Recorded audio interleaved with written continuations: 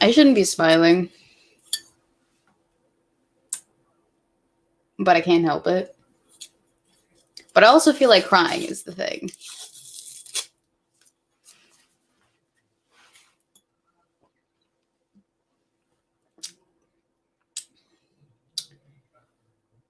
Senior year.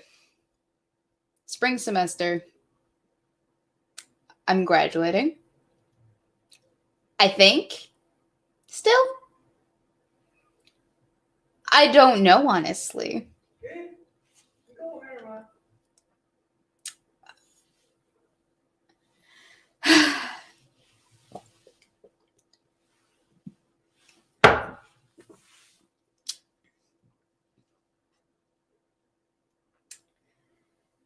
Fuck me. Shit's just got real, guys. All right, let me read off to you what I just received. Dear students, faculty, and staff, as we can sit, fucking, this is hitting me pretty hard, isn't it?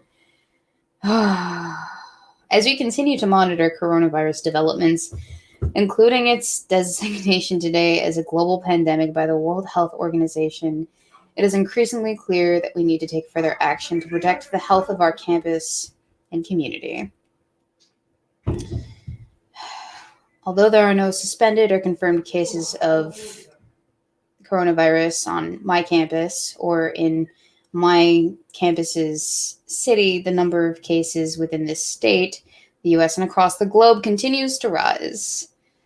Though unpredictable, the virus is known to be highly infectious, and recommendations to slow transmission, such as social distancing, are challenging to achieve on our residential campus. Accordingly, after careful consideration and consultation with medical experts, and in collaboration with faculty and staff across campus, we are taking the additional actions.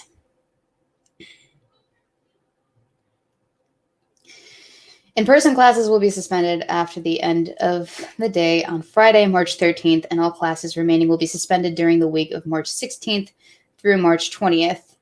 This will provide faculty and staff with time to prepare for a transition to e-learning alternatives and students to make plans for the remainder of the spring term. A decision regarding our summer courses is forthcoming. Spring break will take place as scheduled. Yay, lucky us. March 23rd through March 27th, beginning March 30th. Beginning March 30th, we will transition to e-learning for the remainder of the spring 2020 term. Students will hear from their faculty members about e-learning approaches for specific courses. These approaches may include working together in real time for some courses.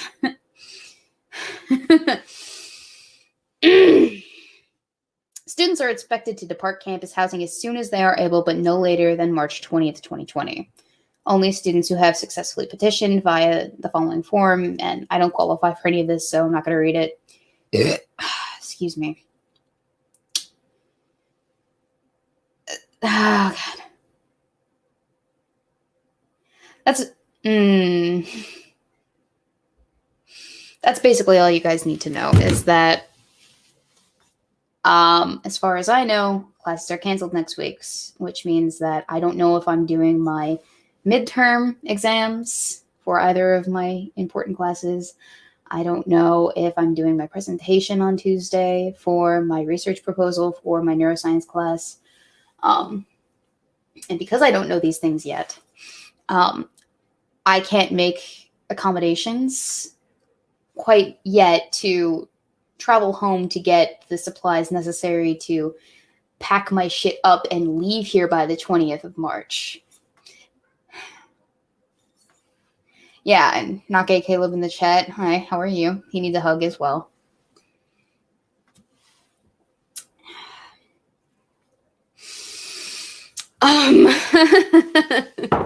So, as you can imagine, regular content on this channel is going to be a little bit up in the air.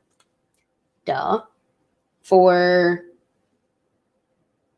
maybe the next week. I had shit planned that I was going to do, but at this point, I'm not sure what to prioritize. If I should be packing my shit or finishing my fourth AI project, or if I should be studying for midterm exams because they're going to give them to us on Friday or whatever. I don't know. I have no fucking clue. I have no fucking clue.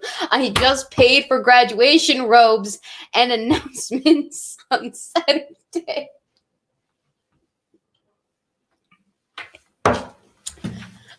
No. You have your Give me a hug. I'm gonna cry. Okay, get out of here. Get out of here. Close the goddamn door. Balak, get over here. God fucking damn it. Alright, I'll be back. He's watching from the other room and he can't even goddamn close the fucking door.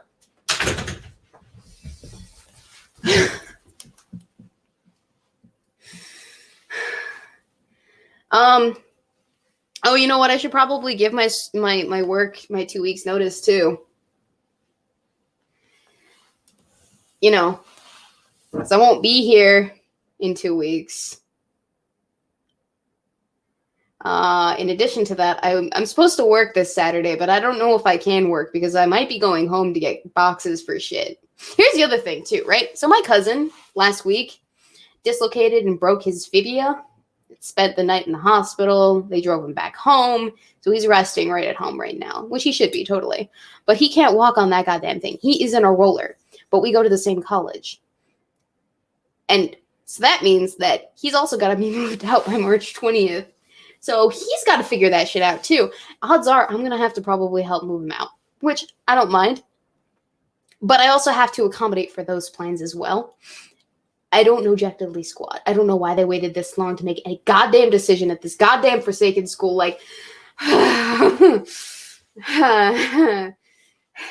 and I are both drinking. He's drinking whiskey, I'm drinking beer. But I will transition to something stronger most definitely later on in the night.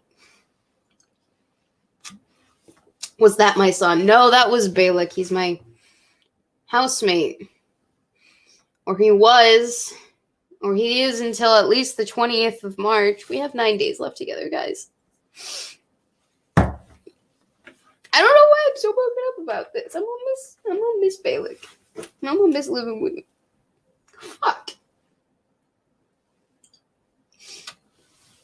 Okay, I'm a little bit emotional right now. I'm panicking. Because I don't know what's gonna happen from this point on. I'm supposed to be graduating. I don't know what's going to happen with classes because one of my classes is a lab class, which means technically you're supposed to be there for it, right? Oh, but we can't be there for it because we're supposed to go home. The e-learning is fine. I can do all that. I'm a computer science major, one of those two things. But in order to fulfill my psychology major, I also have to finish this lab class. So that we'll see how that goes. But then there's graduation too. Like, oh, God. And then my dad's just about to make the final payment on this semester's tuition. And he's wondering if he should even bother. Cheers, my brother. You want another hug?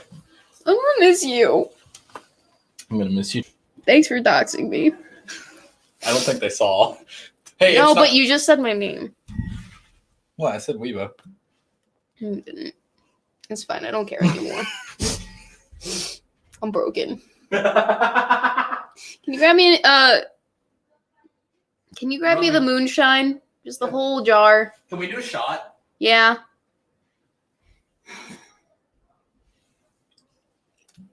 So I'm gonna go down to the registrar's office tomorrow. I'm gonna raise all hell. Demand for answers. I got back on here because, one, you guys need to know about this because y'all are my viewers. Things are going to be a little bit different. I'll be living at home for the rest of the semester. You won't hear from me. Or you won't hear from Balak. Balak won't hear from me. Well, no, we'll hear from each other. We're still going on spring break for the most part. As far as I know. Do you want to do a shot of moonshine together? Yeah. Okay. One last hurrah. I'm so sad. I know, Gabe. Actually, I do care. Stop saying my name. Take this. Cheers. Apple pie moonshine. It's so good. It really is. Oh, shit. Sorry. I already drank it. Oh, that's good. I told you it was Can I have good. more? Yes, you can have more. Here, let's get fucked up. I've worked tomorrow. What the hell was this? This is. I'll give you more. I'll give you more. I'm distraught. I'm fucking distraught. I am in panic mode, which means that we're drinking. Because this might be the last time we get to drink at college together. Probably is, unless you drink this weekend like I am. Well, if I'm going home this weekend, well, fuck you for you. too. Close the door this time.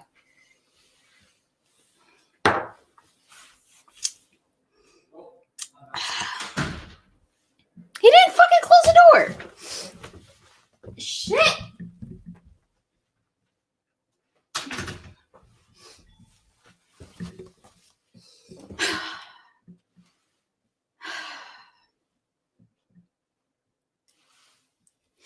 So yeah, the rest of the semester's suspended. We got to be out by the 20th. It's basic summation. I'm just here to wallow in self-pity. The door is fucking open again. I think, Balak, are you messing with me? I feel like you are. We're locking this.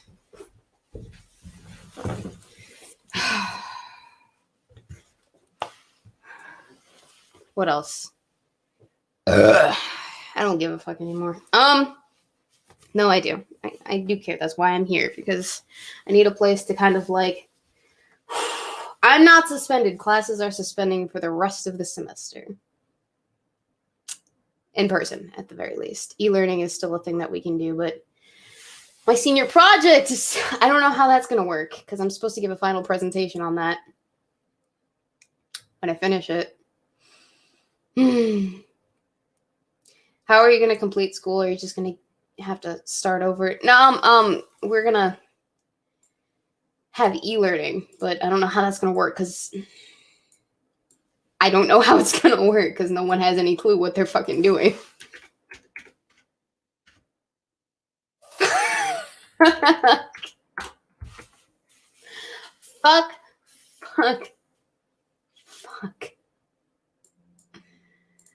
Fuck.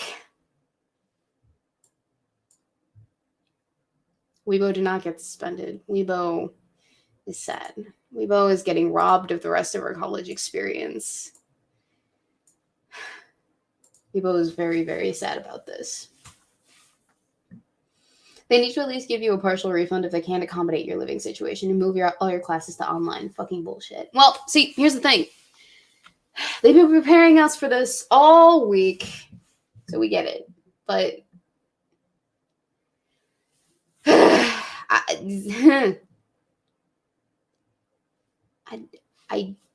yes, it's due to the coronavirus. It's all fucking due to the coronavirus.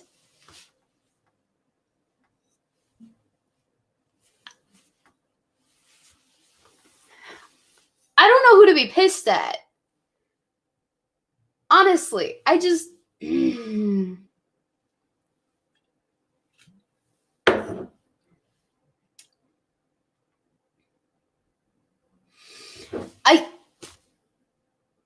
I am at a loss. I am at a loss for reactions. I don't know how to react. I'm shocked. I'm currently in the middle of processing exactly how I should react. I don't know if I should be panicking, but it feels a lot like panicking, because I have not enough answers for the questions that I have, you know? But at the same time, I feel like this is not right. It doesn't feel right.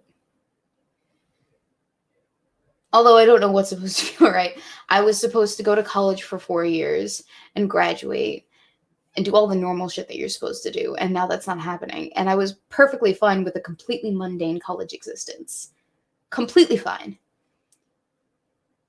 And now that's being taken away from me. Just as I was getting, like, really accustomed to it, you know? Sorry, I should... this was my senior year. I was having a good time, making bank at the work, at both of my jobs, helping my dad put me through the semester, getting my degree with both of my majors, enjoying it with my friends, going out to hang out, eat. And now it's just over. Like that.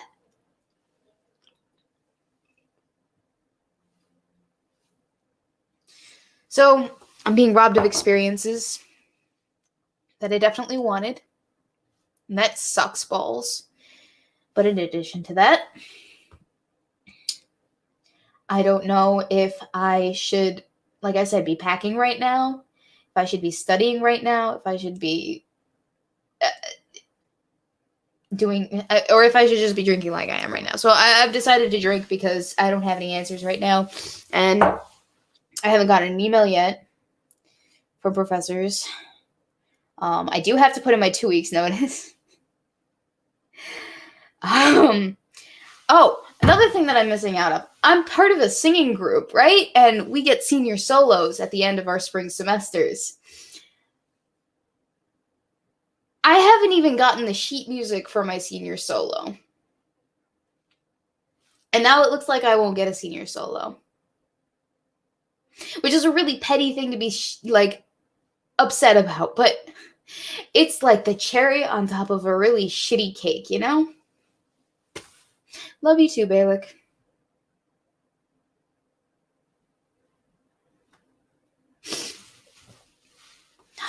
Fuck.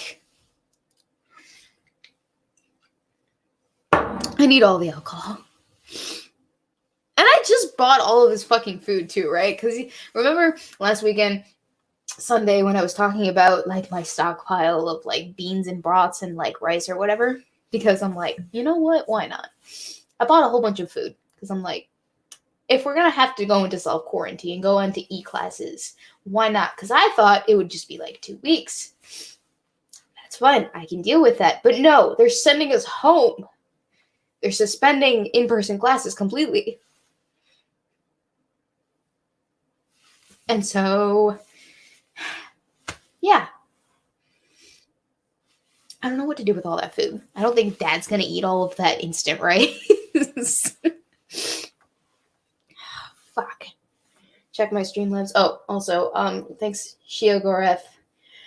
Are they at least providing cough filters? You mean the little mask things? Yeah, they do at the health center at school. They are doing that. Thank you, Joel Lander, for the donation. Few bucks for bucks. A few bucks for boxes. That's a little bit more than a few bucks for boxes there, buddy. I appreciate that, though. I feel so shitty right now. I called my dad and told him, as I said, I'm going to make an inquiry with the registrar's office about financial shenanigans, like I said. But he might also have to call them as well.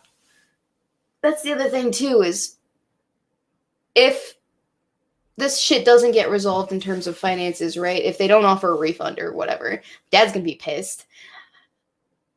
I'll be fucking pissed, and I'll feel like he's justified in not paying that sum of money because he's not getting exactly what it is that he's paying for, right? But at the same time, that puts my education at risk. And I don't want my education at risk, low-key. I worked very fucking hard to get here. Sorry. There's a lot on the table right now, and not as many answers as I'd like, and that's the really shitty part. So that's why we're here, because I don't have any answers, and I just want to vent. Yay us.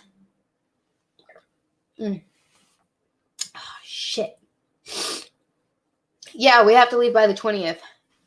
I have to pack all this shit up. Move it out by the 20th.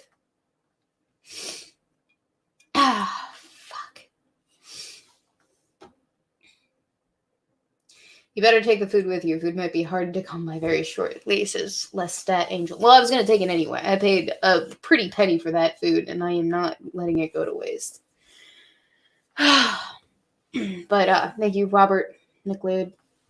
I think that's what that says. Robert McLeod. My eyes are full of things.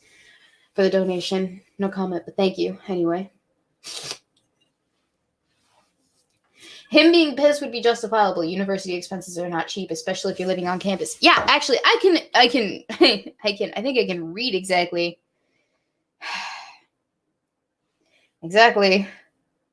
what that amount is that he's technically due to pay. Fuck. Oh, shit. Where is it? There's an email. I got it. I know I did. I saw it earlier. Cash receipts. That's funny. We got this email yesterday. An installment of your payment plan will be due on the 1st of the month. I can tell you exactly how much would be due next month. Oh, I am at a loss. I won't make any opinions about anything until I talk to registrar's office tomorrow, but let's just say I'm not optimistic about a lot of things right now. Because I made that mistake earlier with the coronavirus and the suspension of in-person classes and the e-learning nonsense. And little did I know that Balik was fucking right all along. I'm out of beer. Going back to the moonshine. Came in late, just confirming semester suspended due to Corona-shan. Oh, yeah. Oh, yeah. Oh, yeah. I'm sorry for all of the snifflies. I am in a state. I am in a state. Let's see how much it is that my dad is supposed to shill out this month. Let's just see. Oh, shit. I can go through e-services, can't I? Yes, I can. I'm not going to show you the screen, but I'll just read off the big bang number. Why not? Hey, Weebo Jones, what just happened? I just joined. Classes are canceled for the rest of the semester, except for we're doing e-learning in person, and we have to be moved out by next week, the 20th. Let's see. Payment amount due is $2,000, the first of the month, I guess. Yeah, that's about $2,712. And the amount of that... No, I don't want to click here to make a payment. Let's see. Monthly bill. Let's look at the last month's bill. Shall we? Shall we? I think we shall. So we're on a 4-month payment plan. That is about $2,000 every month. We have about $3,000 every month, give or take. Almost 4 months that it is that we're enrolled. Work study is taken out of that. Of course, now I won't be having work study because I won't be on campus to do work study. So that's a thing that doesn't get accounted for.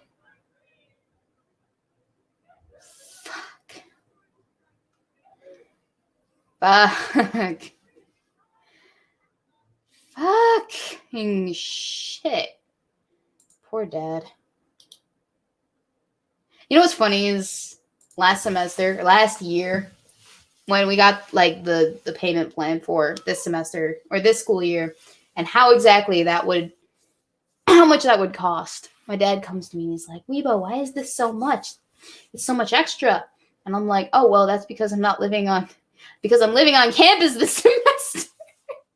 I'm living on campus this semester and the school's supplying my food. I'm not buying it myself. I'm on the meal plan. I'm not on the meal plan anymore, guys.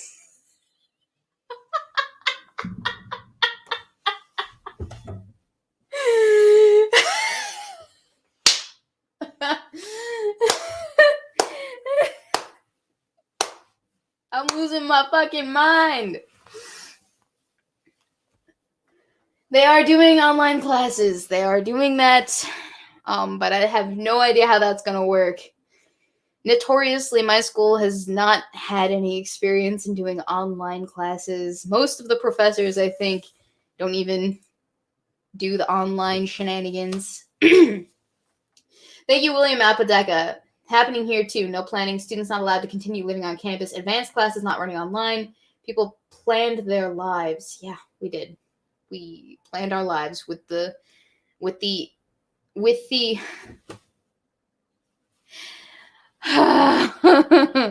intention of going to college for 4 years and staying on campus and living in the dorms and meeting people and doing all the activities, and now that's not the case.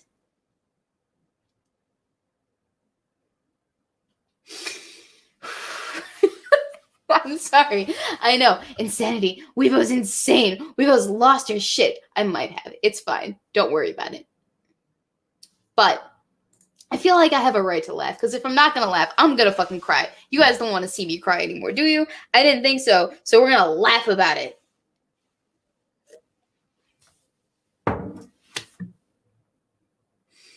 And yeah, Cynical Lindsay, even if they're still doing online classes, she still has to leave campus, and living on campus is not cheap. Such BS. Here's the thing.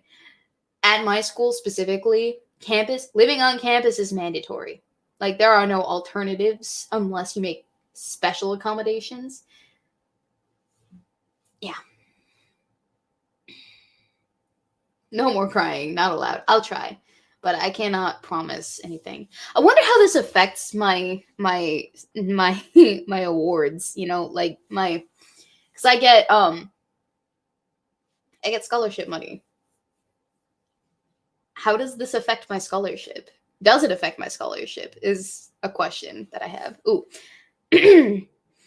I'm losing my mind. I'm losing my fucking mind, guys. I'm losing it. Due to the current situation, I'm changing rehearsal to 4 to 5:30 p.m. tomorrow, and we will sing/record all the senior songs. Well, I still can't make it because I'm at work. I think I'm at work. Hang on, I just got an email from my other boss. I'm losing my fucking mind.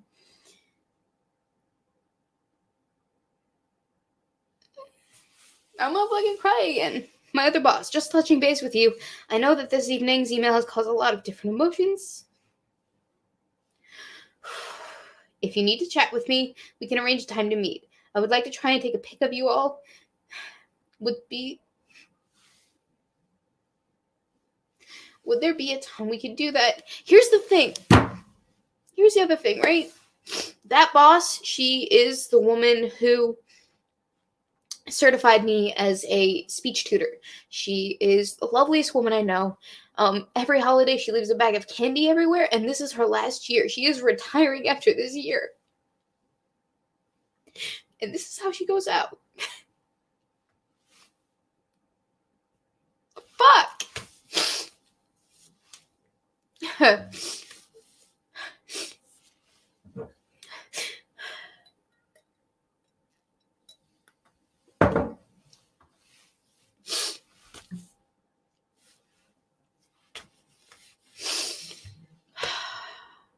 This is fucking depressing, guys. Like, on the list of depressing things that have ever happened to me, it goes, let's see. Depressing things. It goes, leaving side quest. This, my parents' divorce.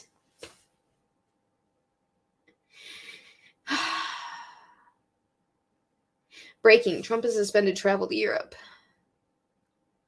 My cousin's in Barcelona right now. My cousin is in Barcelona right now. So, I don't know how that's going to affect getting him back here. that cousin is the brother of the cousin that I go to school with here actually right now. So that's a whole other thing.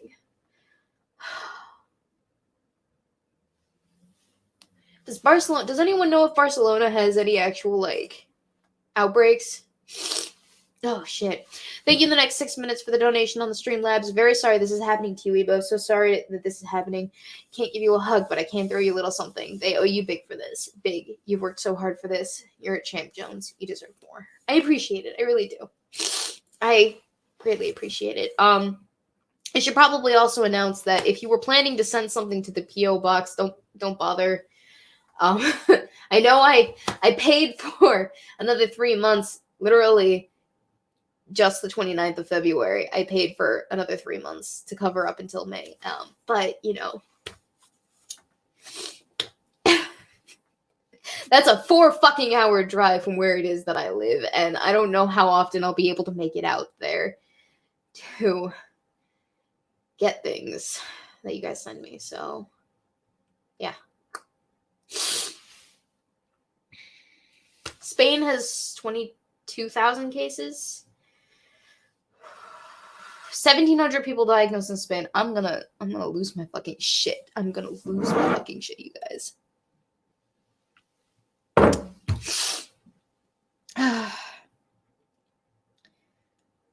I'm gonna lose it. I am going to lose it.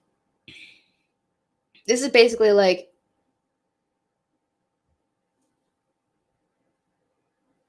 oh god, fuck. What's going to happen with other cousin? Texting my cousin, the one that went home because he broke his tibia, about his brother who's in Barcelona right now, because I am now terrified for that boy. Like, he wanted so badly to go to Barcelona to study abroad because his brother did, and I've gotten to go to Greece and France, and so, I mean, like, it makes sense, you know? It's a thing. But he's there right now, as far as I'm aware, unless he was flown back recently, which I have no fucking clue. I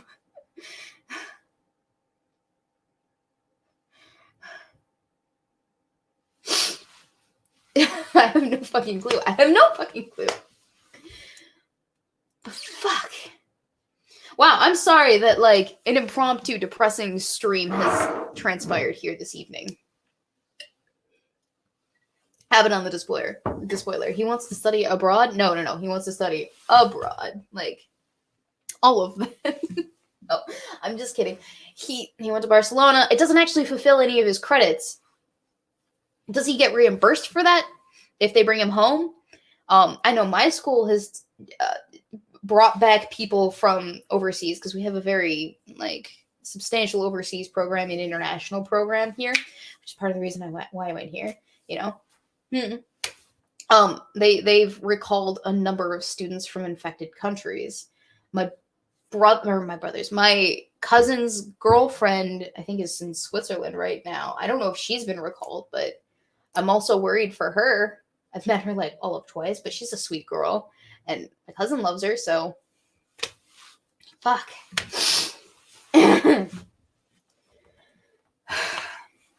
If you can't vent here, where can you vent? Exactly, Grim Grinners. Shit. Thank you, Tom the Mandalorian, for the donation. Hey, Weebo, I'm sorry about your situation. I myself have a teaching practicum coming up next week, assuming the junior high doesn't get shut down. Buy yourself a donut or something. Oh, I'm going to be stuffing my fucking face. Oh, yeah. On the bright side, okay, I will say this. On the bright side, I've been trying to get a job back where it is that I've kind of been living in, hometown-wise. And so that's a thing. Maybe it'll be easier to get a job now that I'll be in the neighborhood, you know?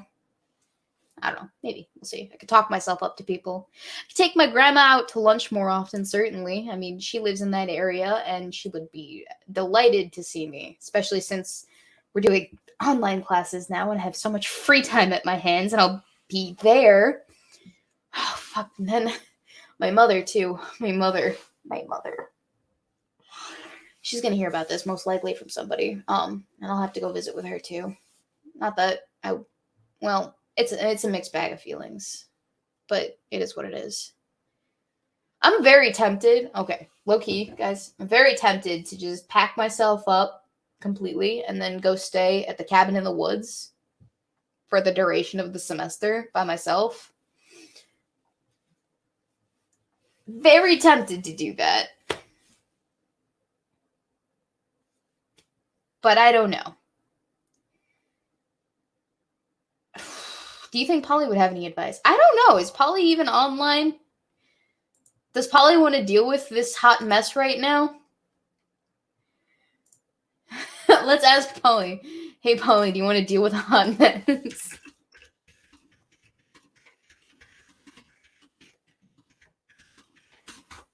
Alright, I just messaged him on Discord.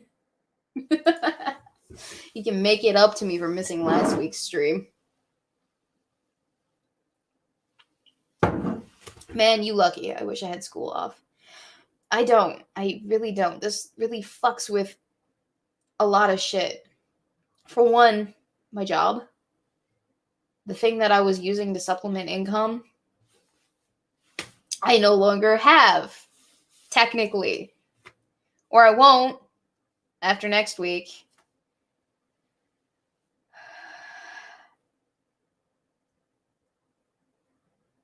Which means that I'll be sparse on cash. Back.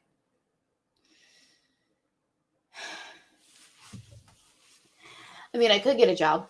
I could totally do that. But what job is there in the middle of nowhere, Chicagoland area? No, I'm just kidding. Middle of cornfield, Chicagoland area. That's gonna work around my e-learning schedule now. I don't even know when it would be. Would it be like the same time as normal classes, or is it just at your leisure you can peruse the dino slides and submit your test, whatever the fuck you damn well please? How does this work?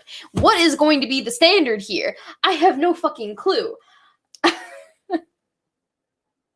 My cousin is stuck in Barcelona for a month. Like, stuck there.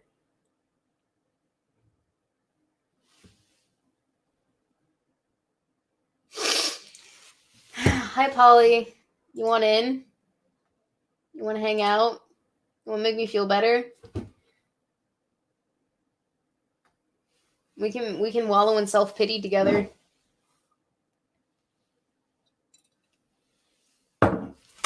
Weebo Jones, you have a job. You are a YouTuber. I never considered this a job, though. This has always been primarily just about hanging with you guys, enjoying life, documenting myself. You know, I thought about this quite frequently over the last couple of weeks, especially when boyfriend came to visit for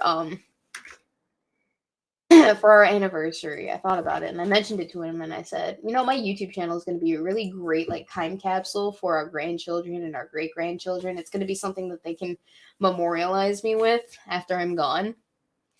You know, because I think about that stuff. Morbid, I know, but I think about that stuff. He didn't really comment much on it, but it makes sense. I like it. I like the idea of my kids being able to witness me, my grandchildren being able to witness me, get to know me for all of my lovely personality quirks. I guess that's one good thing about how the internet is forever. We think. Unless, you know, the polls flip and everything gets deleted from the World Wide Web. That's really nice, though, to just have that be immortalized for your family members. They can see you grow as a person into the person that they come to realize as you lie on your deathbed. Wow, really morbid, Weebo. You are like hitting all of the stones today. I want you to know this was up to here when I started drinking it this evening. And I was down to here. I went into work this morning with like a divisive plan to tell my hiring manager, the assistant manager of the store. I told her, hey, you might want to prepare yourself and our other assistant manager for the inevitable shenanigans that's about to follow. Because, you know, I saw it coming, but it still hits hard as fuck. Because we live in a small town. It's a small town.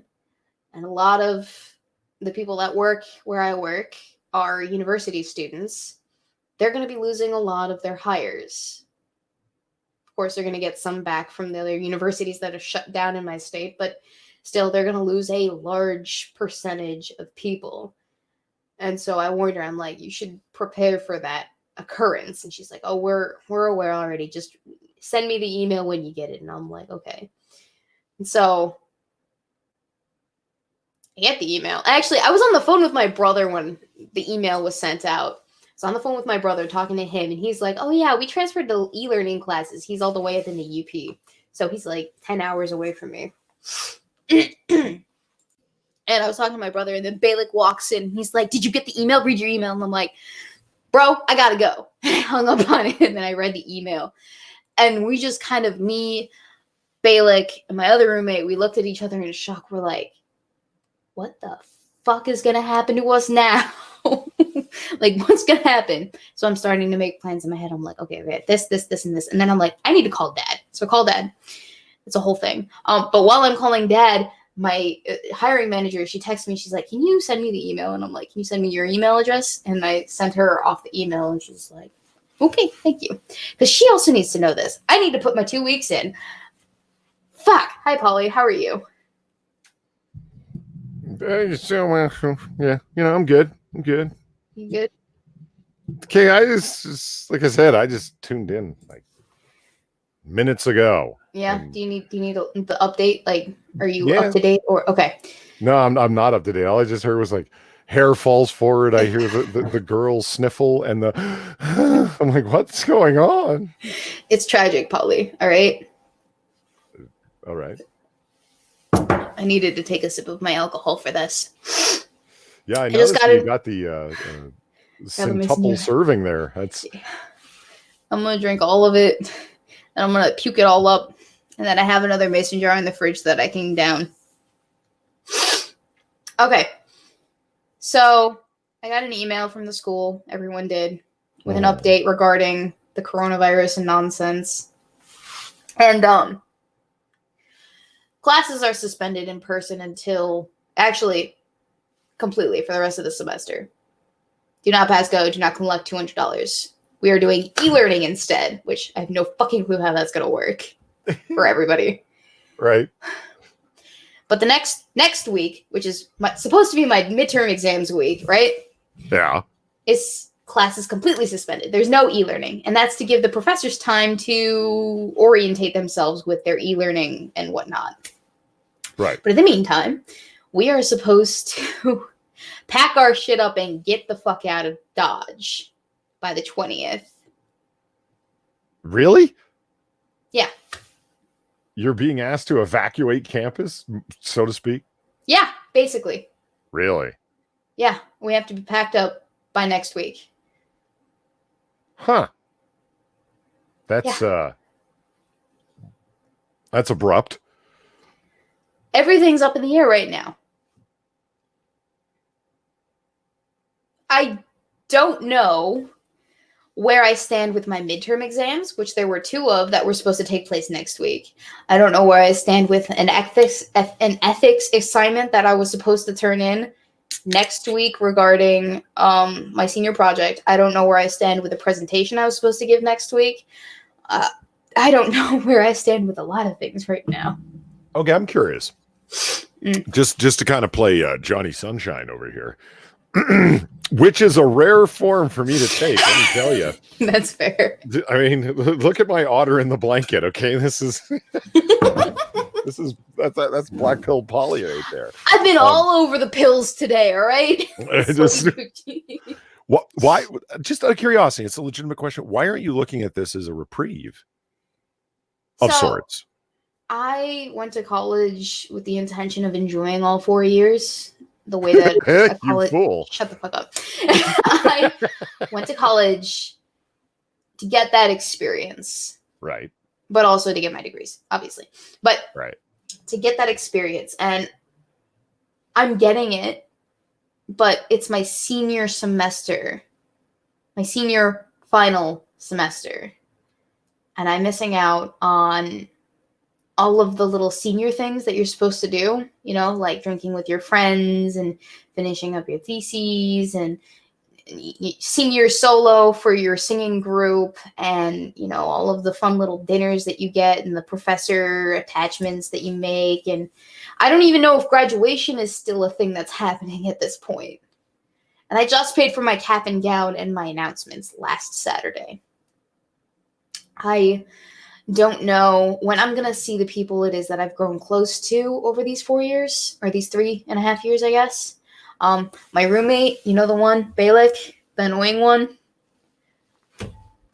We're going to see each other for spring break because we plan to go out of town together with our significant others. But after that, I don't know when I'm going to see him again.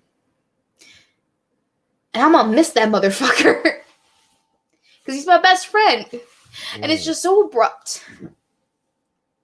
Like, I saw it coming, but I didn't want it to be the thing that happened, you know? Well, let me make you feel better. I mean, during my senior singing solo, it was embarrassing. It didn't go well at all. Oh, really? I didn't know you had a senior singing solo. I didn't. I'm mocking you. Oh, thanks.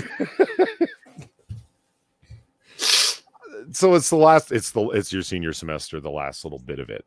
Yeah, I feel like I'm getting robbed of that. Like if it were any other semester, I wouldn't give a fuck. But it's senior semester, right?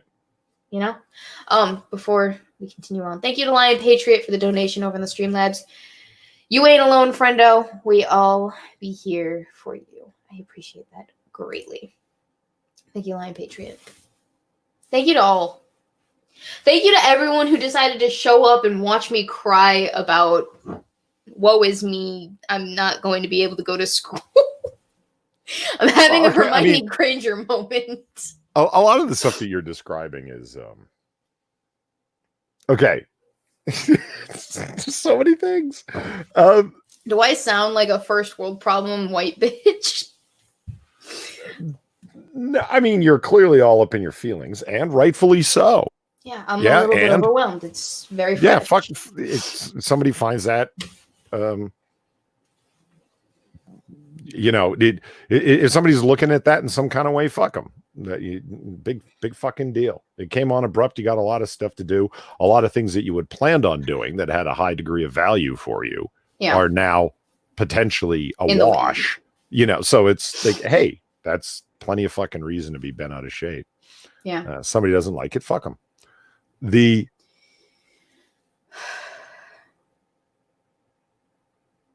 I'm encouraged, actually. I find it interesting that you took to YouTube. You're very good at self-soothing. It's interesting to see.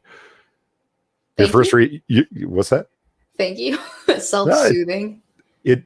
Well, that's what they call it in psych, right? Yeah, I mean, but like, in what way? I've been wheeling in and out of tears and laughing my ass off. Because what you didn't do is, well, go do what my little otter here is doing. Wrap yourself in a blanket and be like, oh, fuck the world. It's that you immediately went and appealed to people that you knew were going to be supportive, and they are. Look at chat. I mean, you got lots of people. Lots and lots of people. You make plans with Balik, you make plans with Boyfriendo and stuff like that. A lot of the things that you described are social things. You know what I mean? And those things you can still make happen, maybe not in the same way. As for cap and gown and other stuff like that, I don't know. Maybe this isn't what you want to hear, but the institutional benchmarks of achievement always fall short of the expectation of them. I mean, I walk the stage, and I didn't want to because I'm a guy and we tend to get like that about it, where it's like, fuck this. It's so ceremonial and it's pointlessly so. It feels very hollow. And I remember when my dad said, it was like, you're going to do it. And I said, yeah, but I don't really what's the point, Dad? And I started talking, blah, blah, blah. I go, hey, It's not for you. It's for your mother. Now shut up and do it. And I was like, okay. Well, that's part of it. I was looking forward to my dad, my grandmother, even my mother making the trip down here to watch me walk the stage. Like for the first time in my life, all of the people that like really matter to me. Well, not for the first time, but like it's one of those monumental moments in my life that both of my parents are going to be here. My grandmother is going to be here. People that I care about are going to be here to watch me take that step forward. And it's kind of like, I only get a few of these shots. Well, and if it doesn't happen, I'll be super disappointed. Not just because of the money aspect, because there is a lot of money that is potentially in the wind at this point. Right. A lot of money, Polly. And that also pisses me off. But like, I don't know where I stand with any of that quite yet. I don't know if graduation's still on or not. I don't know if I'm getting refunded housing and food meal plans and partial tuition because shit's up in the wind from the school or not. That's another thing, because I literally just got the bill for this semester, or for this pay period. It comes every month on the first of the month or whatever. Right. And they remind you about it. So like, that's a whole other aspect too. I don't even want to think about it yet, because I'm going there tomorrow to bitch a fit about what they're going to do and get it in writing from my dad, who is also going to bitch a fit if he doesn't get what he wants exactly. Right now, I'm just focused on what I'm definitely not going to experience. Absolutely not, mostly, for the most part. And that is all of the like in-person experiences, the professor one-on-ones, the potential academic shenanigans that will incur as a result of finagling things last minute, the lack of social connections that I'll be making with people that I've known for 3.5 years, that I aim to know for the rest of my life, but we're not going to have those crucial, pivotal things that literally everyone else has had. I feel like I'm getting robbed, even though there's no financial shenanigans behind it. I feel like I'm getting robbed.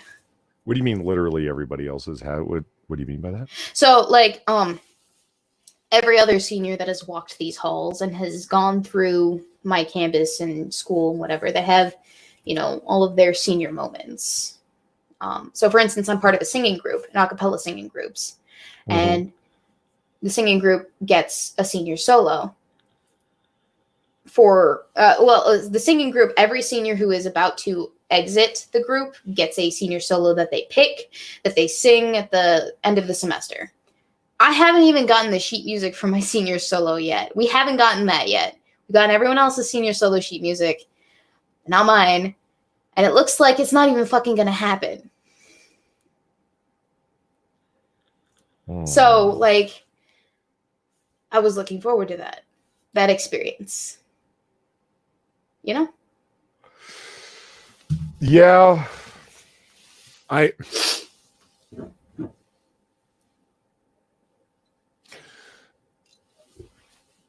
Okay, okay. There's a lot of different things here. I mean, I obviously don't have answers that are going to make anything better. No one does. I don't expect you to. It's fine. I'm just venting at this point. No, I hear you. I would just ask you to keep in mind, like, in CBT, they call it catastrophizing, where you make things worse and worse and worse. And I have a habit of doing this. Oh, dude. I would... Your estimation of how awesome these events would be is amplified by how bad you're feeling right now. If you know what I'm saying, like, all the social things that you're talking about will continue on. It's not like the erratic, like, your friends are still your friends. The people that you're going to know are you're going to know. It's not like there is some kind of bond that would be solidified in the next number of weeks that would not have been otherwise, if that makes sense. Like, my point being, in terms of the social value of a lot of it, you haven't lost anything. Yes. True. I agree. But okay, so this is going to be a really bad comparison. And before I make it, I would just like to thank the next 6 minutes for the donation on the super chats. Corona-chan, be damned. You deserve to walk that stage. I really do. I think I do. I've come so far. But okay, I feel like, because we only have a week or so left, I feel like I've been told that I have a week left to live. No, it's super dramatic, but I liken it to someone who's been told that they have a week left to make the most of their time on Earth. In this case, I have a week left to make the most of my time on campus with Right. the people that I care the most about on this campus. And so I'm feeling myself a little bit panicking at the prospect of simultaneously handling all of the other responsibilities that I need to handle, even the ones that I'm not quite sure that I still need to handle, in addition to making the most of my time with those people that are special to me. That makes sense. I hear you. I'd like to spend as much time as I can with those people. Mhm. So that I don't have any like super mega regrets or whatnot. But at the same time, I also have to think about, well, I have to move out by the 20th. So that means I'm going to have to drive home this weekend and drive back, which is an 8-hour round trip with shit, and then help move my cousin out as well. Because he's got his own personal issues that he dealt with over last weekend that make it a little bit harder for him. But yeah, I feel the time crunch, and it's sunk deep into my heart, and it makes me feel shitty, you know? Mm-hmm. Well, yeah, I mean, you are a master of time planning. If anyone can make effective use of any certain amount of time, it's you. Correct. I'm going to allot 5 minutes to go boil some tea. And then, according to my Google scheduler, I have to,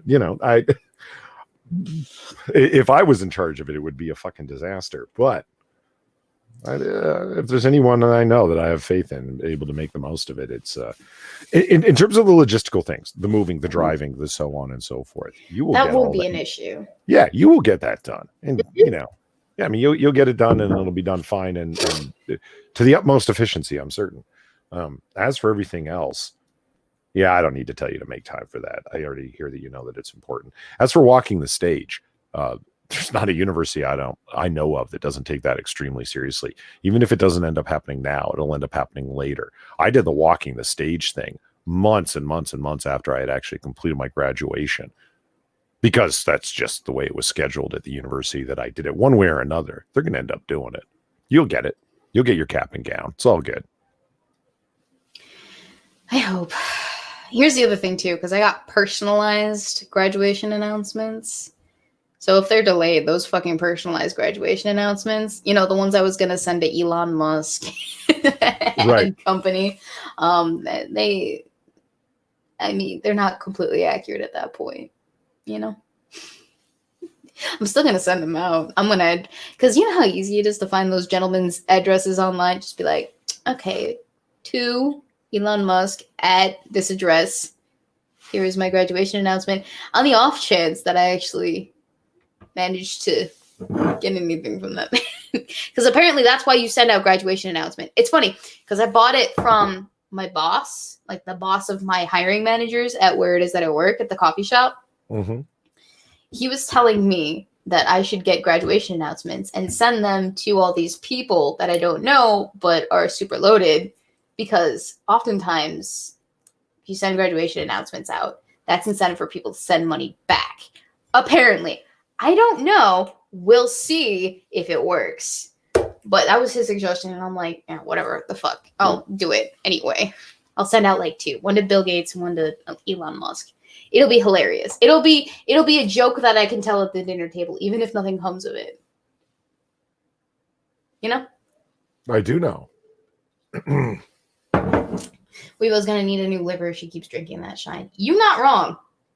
And then, oh god, I'm gonna have trouble with this, especially with as dizzy as I am right now. Acid Ditch 99 said they will likely uncancel those things when they realize the panic is unfounded. They can't uncancel shit. They're telling us to move out of the dorms completely by the 20th. We're not coming back. I'm trying to get a sense of what it is they're trying to avoid. What, the PR damage of being a corona hotspot? Well, you see, we're a very small campus, not just in terms of the amount of people that we have, but also in the amount of space that there is between people. Everyone lives on campus, Polly. Everyone. Mm-hmm. And everyone's about to go on spring break. When they come back, we are not coming back. technically. Mhm. And every year, without fail, even when there's not a pandemic happening, even when there's not a pandemic, we still have a plague that goes around campus, rapid fire, just to everybody. It hits everybody without fail within a week, and then it's burnt out. But like, still, everyone gets it. And so I think that's the concern here. Is the normal campus plague? The normal campus plague is the indicator that there's a possibility that if someone brings it back, everyone is going to get it, or a lot of people are going to get it. So they're And taking people are going to that. interpret that it's like deadly Corona Chan. Maybe, I don't know. I honestly don't know. I don't even think the university is prepared to handle such nonsense. So you know how I got my appendix Oh, really? taken I'm out? shocked. This sounds very well planned out. So Well, even the hospital that's in this area is definitely not equipped to handle any pandemic of any size. I doubt they even had kits to test for coronavirus. And the reason why I know this is because when I had my appendix taken out, I had it taken out at the local hospital 5 minutes down the road. And when I got out and I was talking to people, they're like, "You went to that general hospital?"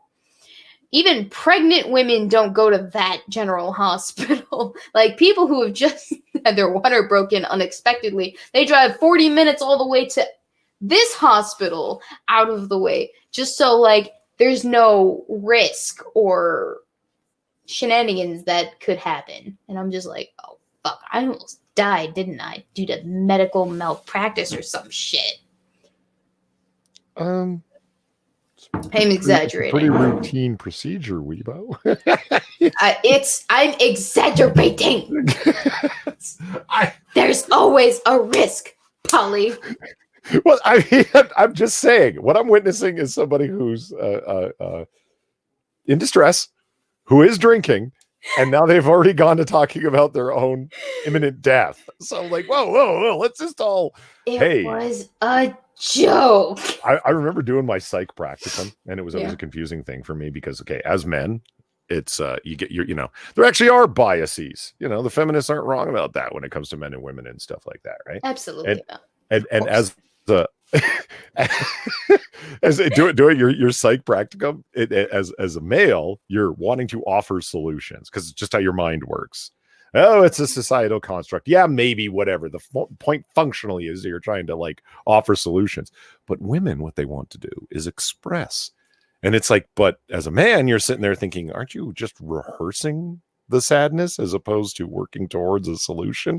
And so you end up at cross purposes. So I'm sitting here thinking, what do I do? And I'm having flashbacks to my practicum. Well, okay, so I'm in a predicament because usually I am one of those people that likes to do the action-based problem solving rather than the emotion-based one where you're just venting your feelings to feel better. But I have no avenue with which to action, like it's 10:08 at night. The registrar's office is not open right now. I cannot bitch at them. None of my professors has emailed me back quite yet. And like I am in a powerless position to do anything of consequence at this juncture. And so I've resigned myself to just bitching about it to y'all folks on the internet because I think you've taken the correct path. You've opted to panic and drink. Panic and drink, exactly, because I was going to drink anyway and I didn't want to do it alone because that's pathetic. Have you tried the action of drinking alcohol? Says Ryan Walters. Ryan, what do you think has happened between here and here? I had one beer and all of this moonshine. I'm going to be fucked up for the rest of the evening. Look forward to this. When your future descendants look back upon the archive of your life that is your YouTube channel, they will be endlessly be able to hear their great-grandmother speak of her 10-foot tranny dick. I mean, it's a good thing. Mm-hmm. I can't wait for my children and their children to see their grandmother and mother online. I think, what would be a good age for me to let loose, like, relay to them the secrets that this is a thing that exists. Like, is 16 too early? Is 18 too old? Should I wait until they're 21? To what? To watch your videos? Yeah, should I tell them about it at that point? I don't know. I personally think it's gonna be like, oh my god, they lived in a cynical time. Oh, fuck. It'll be interesting, though. I mean, consider this, right? We live in an age where everyone's documenting their life online. It's very nice. In some cases, not so nice. But we're also coming up on those generations that are about to have other generations, that are about to watch their ancestors go through all of their shenanigans on the internet. Like this. What is going to be the ramification of that? What is going to be the implications of that? Like, how are people going to witness it? Is it going to be like archaeological stuff, except more detailed? No. Are we going to have internet archaeologists? No. No. Well, okay. I mean, yes, you will. Like, I mean, there'll be. Oh God, I'm pained to use the word, but scholars who mostly deal with digital archives. But I mean, we're talking about the extreme minutia of people's lives. I think about it this way. This is Far, who I do Noir Bar with and talk to Discord. You know Far Zeus me, right? Yeah. We came in with a deal. If she watches these mob and serial killer documentaries with me, I'll watch the Chris Chan comprehensive documentary series with her. You will? Well, I already did. All 30 parts of it we've watched so far that have come out. So each one of these episodes is between 25 and 45, somewhere in there, minutes long on Chris Chan's life. Okay. Comprehensive is the right word for it. The amount of detail. And in the first episode, they said something that has haunted me ever since. And it relates directly to what we were just talking about here. Mm-hmm. Said Christopher Weston Chandler, very likely the most documented person who has ever lived. And I was like, oh my God. It's very likely true. Not even Julius Caesar can boast such an honor. Oh no, there's very little is known of Julius Caesar's childhood. The records of like the annals of the Senate are full of all kinds of bias and stuff like that. Chris Chan was putting himself out there. He's turning on his recorder and his shitty potato camera earlier back in the day, and then this is why I'm doing this. And this is why I'm doing this. The intensity of detail of the chat records that are available. His fucking class assignments from when he was in this fucking 6th grade are available. Stuff he submitted, it is shocking. So, think about it along those lines. I mean, the extreme minutia, it will be, this guy was clearly not girl now, because now he's Christine Chandler. Yeah. It was clearly not representative, but my God, were there a bunch of angry, cynical trolls fucking with people who put everything online, et cetera, et cetera. Yeah, it's, there's your bright future. Chris Chan, seen as representative of the mid 2000s. I mean, holy fuck. Did I say Julian Caesar or did I say Julius Caesar? Because Irate Prostate, I think, is making fun of me in the chat. I might have auto-corrected inside my own head. I heard Julius, but you might have. I'm fucking drunk. All right, give me 1 second. I have to go take a waz. So, Polly, de-depress the chat. Why don't you? All right. Well, Daniel Folman says Polly's a time traveler. He should know. Yes, I should. And I do. Let me tell you, things aren't going to remain this cynical. You know why? We're at the bottom of the barrel for cynicism. It can't go much lower than this, unless every single statement that everybody makes is in reference to suicide. I mean, seriously, think about the depths of fucking dark humor that goes on online. Cynicism is kind of bottomed out at this point. And hey, I'm a big fan of cynicism. I'm not criticizing it. I'm just saying. People take more photos every 2 minutes now than there were for the whole of the 19th century. Yeah, no kidding. Tell Weebo to grow up in a nice way. Okay, you know what, Victor? I hear it. Okay, see, this is what I was talking about, right? It's the disconnect between men and women when they talk, like the practicum I was referencing in psychology. It's like offering solutions to women generally is ineffective because you're kind of speaking Greek, so to speak, to them. You're talking past them. They just want to talk about their stuff, whereas a man's going to see it as them wallowing and ruminating. You know what I mean? Whereas a female psychologist will sit there and continually ask a male patient to express when they're looking for practical solutions and organization of how to fix things. I don't know. I'm sitting here thinking, I always feel by being a quote good listener, what I'm really doing is encouraging the person to catastrophize the situation. If that makes sense, you see what I'm saying? I think a lot of guys know what I'm talking about here, where it's like, I don't want to encourage you to feel worse. And I feel like sitting there silently nodding along saying, I understand, I know what you mean. I'm just encouraging them to feel worse. And I don't want to do that. I don't know. I don't know. I already prostrate. Get black pilled. It's all for nothing. Yeah. You know what? I'll tell you something. I did a deep dive in undergrad into existentialism, like continental existentialism. There's no winning there. Existentialism should be studied. It should be understood, but then dropped. Okay. Because What did I miss? What? Despair and nihilism is a dead end, and it's also really cringy and lame. Yeah. Well, Yeah. I don't do a lot of despairing. I'm usually one of those people that finds a solution, but at the moment, I'm just kind of like absorbing, processing. No. Y'all are processing with me. Here's the thing. I was just thinking about this while I was on the John, right?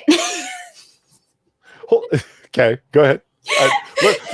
Let's all hear your toiletry thoughts. Okay. I'll just tell you this. I appreciate you telling me your thoughts after you get back from the toilet, as opposed to Sinatra, who puts them in chat whilst he's on the fucking toilet. Well, I am, if nothing, a lady. Yeah, sure. Let's go with that. Okay. So I was thinking about it while I was doing business, while I was conducting business in the Porta Palace. Whilst you were indisposed, what happened? So I was thinking back to when I had to leave side quests, and that was a whole bitch of a time, right? And the viewership, they rallied their support. They were in the chat and they were doing all of this lovely Weebo, we love you. Weebo will miss you. Weebo, Weebo, Weebo, Weebo. Like, it made me feel so good. Okay, I know I'm sounding like I'm like discounting it, but honestly, genuinely, I have never been so overwhelmed by the amount of support that I could garner from a viewer base in my life as I have been like now. And then the amount of people that care enough about my woes, it's humbling. It makes me feel not like I'm worth something, because I'm already worth something. Let's be honest. Have you met me? Yeah, but it reestablishes that worth, I guess. It validates the reason why it is that I come on here, because there are people that are vested, that are interested, that care, and I love them all for it. I appreciate them all for it. Even if it's like 5 people, they care. They care. And here we are all together supporting the Weebo. Making her feel less shitty. And I cannot emphasize enough how much I appreciate all of that. Especially Polly, who is here consoling me, attempting to at the very least. Which he's succeeding at, I will say. I'm a wonderful person. I'm organizing fucking whatchamacallit right now, you know. What are you organizing? Comic book curation. It's supposed to be starting soon. But I'm here supporting you. You know why? I appreciate you. Why? Because I like to come across as a wonderful person. I'm not you really, but you know. No, you are a wonderful person. It takes a wonderful person to so selflessly console somebody on the internet. It's not selfless. I just like feeling like a good person. There's no altruism in it at all. Oh, all right. You're just doing this for the feels, the fifi. Yeah, it's the same way that I go down to the soup kitchen every time I pour a ladle of soup in some homeless person's bowl. I think I'm a great person. It's completely. There's no utilitarianism involved in it whatsoever. You're not just doing it because you want to produce the most good in a situation. No, well, also there's no. Fuck John Stuart Mill. The guy was a repressed asshole. Anyway, I just he really wasn't. It's just utilitarianism has it. Ironically, it has very little utility. Think about that. Let that one bake your noodle for a minute. Polly, are you discounting my thesis? I'm just kidding. It wasn't all utilitarianism. It was a very small portion of my entire thesis that had to do with utilitarianism. All right, fine. Don't worry about it. It's not a big deal. I'm sorry. I forgot it was Wednesday. In all of my hustle and bustle to panic about my woes, I forgot that it was Wednesday and it's comic book curation night. Nah, it's not start time yet. When is it start time? I don't know. It never starts at the same time. I know. I'm aware. I've been there once before. Well, we used to claim it was 10 p.m. Eastern, but which is like 21 minutes ago. Whatever. When people. It happens when it happens. Well, what I realize, and I need to stop saying 10 p.m. Eastern and start saying 11 p.m. Eastern because it's we just don't want to stream at the same time as Lords of the Night because that's starting in the middle of Lords of the Night's stream. Yeah, that's right. So, I'm totally intercepting Lords of the Night audience, aren't I, right now? Oof. Sorry. My bad. Sucks. Make it a comic book cocktail hour. I'm not opposed to this idea. Hey, man, a crossover of the streams? Drunken comics. Shall we cross the streams, Polly? Yeah. No. That's no. In the Ghostbusters universe, it's just good advice. In the real world, it's just I don't know. This frat boys doing weird things off balconies. It's not go there. Let me. Hey, Weebs, you want to hear a story of lament? Yes. Okay. Give me something to compare to my own woe. That makes me feel less woeful. The most woeful things are the complete anti-climax or anti-tragedy of something. There's no great high, there's no great low. It just flows through the middle, and that in and of itself becomes holy fuck, that's sad. After doing years and years and years of classes, okay, so we're talking all of undergrad, and you know how many individual lecture sessions and tutorials are involved in that? So many. Yeah. Imagine adding on to the top of that an entire master's degree worth of now graduate level seminars, which are fancy classes, right? With just smaller groups, more reading, etc. Right? So you do your entire undergrad, do your entire master's program, then you go into your PhD and you do all of your coursework. So you did all of your doctoral seminars. Okay. Yes. I am in the last seminar of my last, I'm in the last session of my last seminar. So this is the last class I will ever attend in academia. Are you sure about that? Well, no, because I'm thinking of pulling off another quick master's degree after I get my doctorate. But that's not it. That's neither here nor there. I saw that coming a mile away. Sorry, continue. That's neither here nor there. I said thinking about this conceivably is because this is a terminal degree, like it's the end of the line, right? Okay. And the last class, I expect, and I said to the professor at the beginning of the class, who was a full tenured professor, not just an instructor, one of the senior people, because they're the ones who teach the seminars, and I said, this is my last class at the beginning of it, and she said, "What do you mean?" And she goes, of the semester? I said, no, of my entire doctoral program, of my entire educational course. This is it. This is the last one. She goes, "Oh yeah." And then she looked back at what she was writing, and that was it. And at the end of the class, like I wanting to make something of it because I wanted to make something of it. I just there's only 6 people in this seminar, right? I said, "Hey guys, this is it. This is," and I explained, I said, "This is the last one. This is my last class." And they said, "Really? That's it? You finished it all?" And I said, "Yeah." No one said anything. That was it. They all just kind of filed out of the room with their little fucking travel mugs, and that was it. Wow. See, I'd like to be able to have that kind of experience, but I'm being robbed of it, Polly. No, don't you understand? There was no experience, Weebo. That's the point of the entire story. Exactly. I'd like to experience the lack of experience for myself, damn it.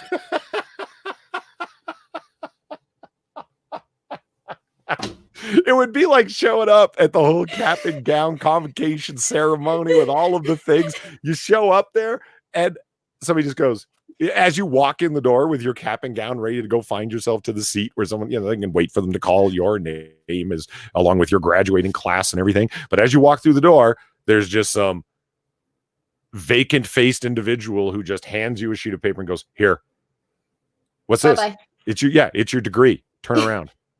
Walk and that way. you're like, "Oh, well, Wow. yeah." So much for the ceremony and pageantry of it all. There it is. Yeah. Okay. So I worked closing last night for work. Oh, really quick. That last class was so boring. Was it really? Boring. Oh, it was awful. Do you remember anything about it? Yeah, I do. Specifically because it's like, other than the uneventfulness that it was. Yeah, it was a really bad IA class. It was Advanced International Relations Theory. And It was the premise of what we were working on was completely flawed, in my opinion. And it was being presented as if it were solid. Like, if you take a philosophy 101 class or a psych 101 class, you're going to hear about like Sigmund Freud's construction of the mind, the Bobo doll. But yeah, ego and super ego, right? And it's like, okay, this has been a discounted idea, and they're obviously, this was a postulation that doesn't really have a lot of solidity in the clinical world. Yeah. Okay. But you study it to understand the origins of it. Imagine sitting there having a professor explain something that's been thoroughly debunked, but because it's her pet theory upon which she's based a whole bunch of her research, presented to you as if it's solid and believable and has had numerous statistical verifications applied to it, when in fact the exact opposite is true. This has been statistically debunked again and again and again. That's what was going on in that last class. A dusty, old, lame theory being presented as if it's been statistically verified when it's been anything but, and nodding along because, hey, what are you going to do? Tell her career's trash? Yes. Well, no, that's do it. It's your last class. She can't do anything about it, can she? Well, that's too hard. Well, yeah, and then in my term paper yet. Oh, all right, never mind. It was due a weekend. Career is trash. That's too harsh. It's attaching yourself to a given theory that's hot at the moment when you're studying it is an inherently bad idea. You want to wait for it to have some sort of wiggle room in academia.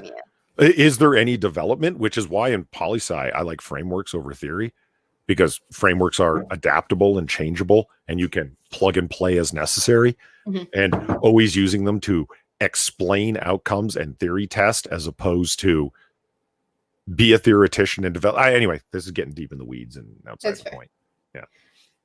So, okay, I wanted to tell a story about my last day in academia, because I did have classes today.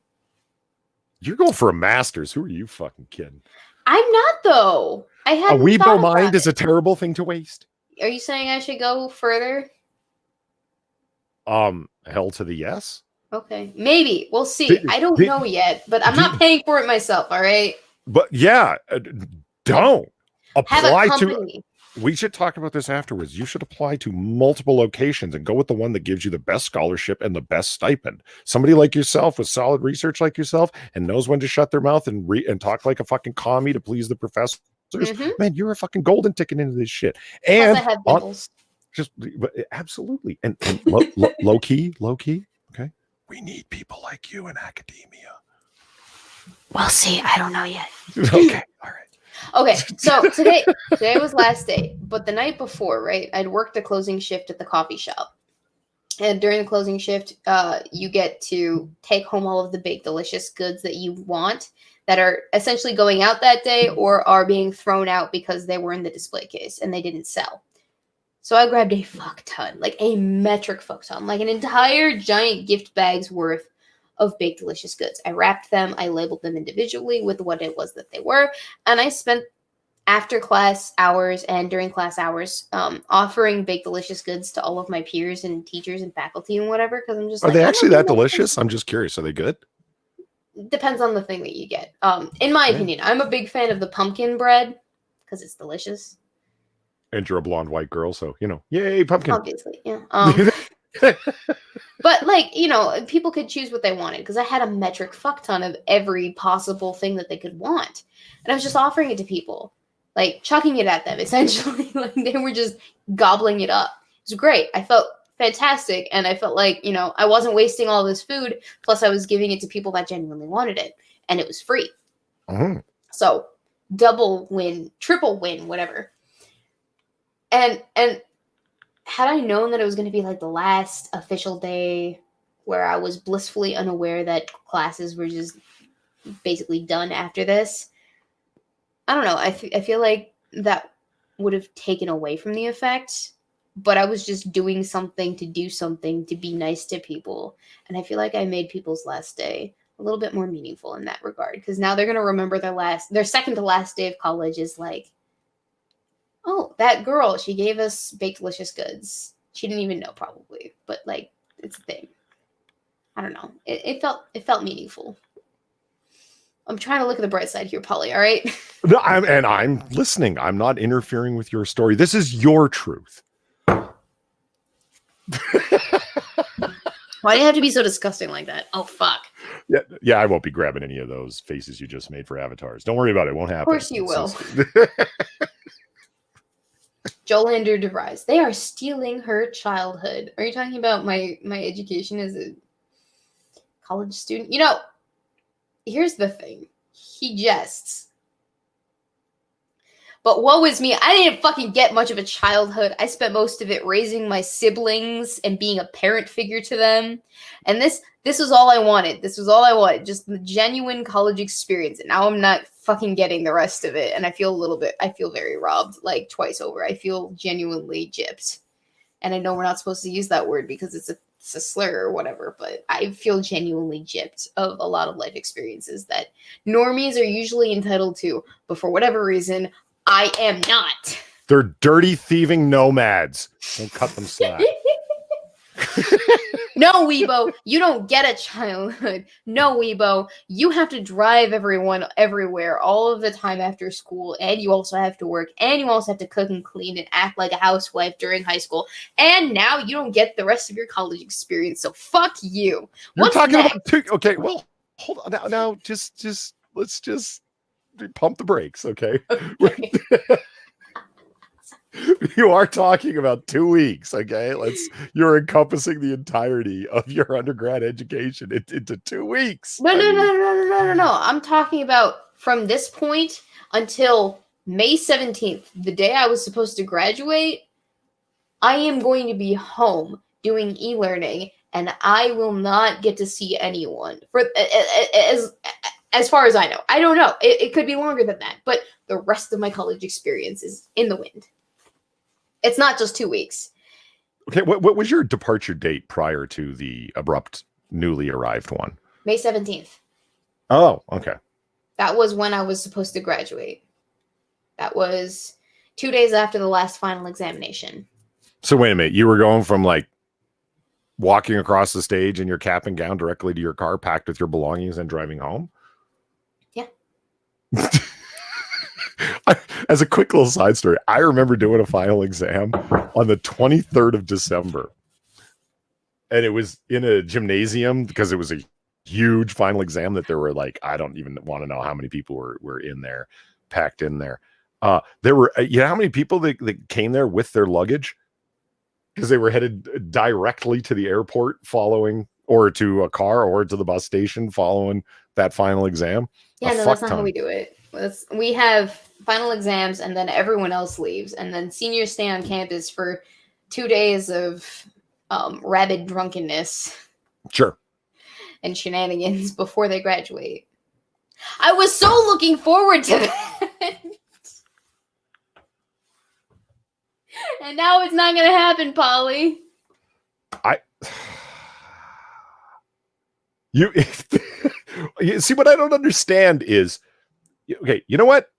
You see, I have no plan of attack. Okay, you know what? I'm going to suggest a plan of attack. Okay. Even though I was told not to offer advice to women in distress. No. Please, I'm not a normal woman. Offer me plans of attacks because I can use those actively. All right, here it goes. For the rest of the evening, here's what you're going to do. Okay. Drink. Got it. Okay, that's tonight. What happens tomorrow? well, I'm just saying because people are under this illusion or delusion. I've never been quite sure which, that drinking makes you feel better or makes you feel worse. And it's like, no, you asshole. Have you ever drank? It makes you feel nothing. That's the point. No, I feel like a jolly old goober right now. I get super Jolly old giggly. goober. I have the Well- most hilarious disposition when I get drunk. It's a great time. But you got to drink to the point where you're numb. Clearly, you haven't drank enough yet. Are you saying that I should drink past the point of happiness? Yes. Okay, let me get right on that. Thomas Aquinas advised that one should drink to the point of hilarity. Now, That established that I'm already in the hilarious phase. well, no. What I'm saying is, in this case, fuck Thomas. He was talking generally, like what point should one drink to the point of inebriation. He says one should drink to the point of hilarity, and then stop is the implication. I'm saying in this situation, Thomas was wrong. So you're saying I should drink myself numb? Yes. Well, tonight, not for life. I mean, tonight. Don't become an alcoholic. No, God, no. I would never depend on a substance for happiness. And No, I'm saying like, okay, tonight. I'm just joking around, but you actually should drink. I am. Like tonight, what is it that you can do? You say the office of the registrar is already closed and professors aren't responding to emails. Fair enough, because of the time of night. So there's nothing you can do for tonight. Save, drink, and just enjoy yourself. So it's Weebo time. It's me time. It's so Weebo time. Exactly. So put the kid. That's a GIF. Put on a movie you like, and or whatever. You know what I mean? Do something for you. A hot bubble bath, whatever it is girls do when it's me time. I don't combine heavy drinking and water, by the way. Yeah, I'm thinking that's a bad idea. If you're gonna do it before you get numb drunk. My point is, do not wallow tonight. Now, tomorrow. Once you've taken Tylenol and hydrated and gotten over your hangover, as best you can. Mm-hmm. Don't take ibuprofen when you have a hangover, because you've already thinned the hell out of your blood, and ibuprofen is a blood thinner. A lot of people don't think about that. 1 second. 1 second. 1 second. What do you want, Balik? Oh, sure. That's it. Yeah. We're not good enough to hear. That's fine. He's not responding. So, before I continue, Robert McLeod, thank you for the donation. Have some more gas beer money. I appreciate that. Okay, sorry, you were saying apparently he's gone to the bathroom. I don't know. And he wanted to tell you about it? I fucking don't know. I fucking do not. I am unaware. I was supposed to go and celebrate my birthday with Balik's mom. We were supposed to go to a brewery with Balik and his girlfriend and boyfriendo and his mom, and it was just supposed to be so nice because we did that for my 21st, and I don't know if it's going to happen anymore. Sad face. Sorry, you were saying I'm wallowing, but you were saying your plan of attack for tomorrow is to find out what the hell's going on with your the stuff that matters the most of a timely import, like your midterm exams, et cetera, et cetera, et cetera. Yeah. You see what I mean? Like that is obviously your priority. You already know that, but I'm just saying, like, you want to get those things out of the way. Yeah. Especially the e-learning stuff. Hey, they're going to figure it out. What you need to figure out most importantly is the short-term stuff that you personally are responsible for. Yeah. Like the midterm and your ethics paper and the other things. It's like, are these things delayed? You need to know if the deadlines are delayed. Yeah, I do need to know that stuff. Yeah. And of course, are extensions allowed? Because now I'm going to be moving, which is what I was not expecting to do. No one was expecting to do. So is there like a week extension because now there's a week of delays in everything else? Give me 1 sec. No, I'm Sure. not still crying. It's kind of making me sad now. You're sad now? Mm-hmm. Do you want to watch a shitty movie later? I can't. I gotta work at 6. Call in. Who's going to go to the pool? People show up actually. Tell them that you're too distraught. A pool? Because I need money. That's a virus petri dish. Are you crazy? I'm so sleepy. That's Balik. We could watch an episode of something if you want to pick it out. Can we watch it tomorrow? Yes, we can watch it tomorrow. Can we order Marvin's? We can order. Because this will be the last time we can get Marvin. God fucking damn it, Bailey! Gabe, we have to go to the duck too, because guess what? You're just doxing me all over the place, aren't you? How? That's all you think about right now? A This little is your bit. fault. Oh I my can God. fix He it. called her Gertrude online. We all know her name. It's fine. We won't get to go anymore. We'll go. I What promise. about Ian? We'll tip him the last of our flex. I have like $200 in flex. Ian's gonna get some fucking bank tomorrow, guys. Okay, so okay. I have to explain. We get like a stipend, I guess, for our meal plan, and there's like $200 in flex money in Mhm. addition to meal swipes that get us into the actual dining hall itself. Mhm.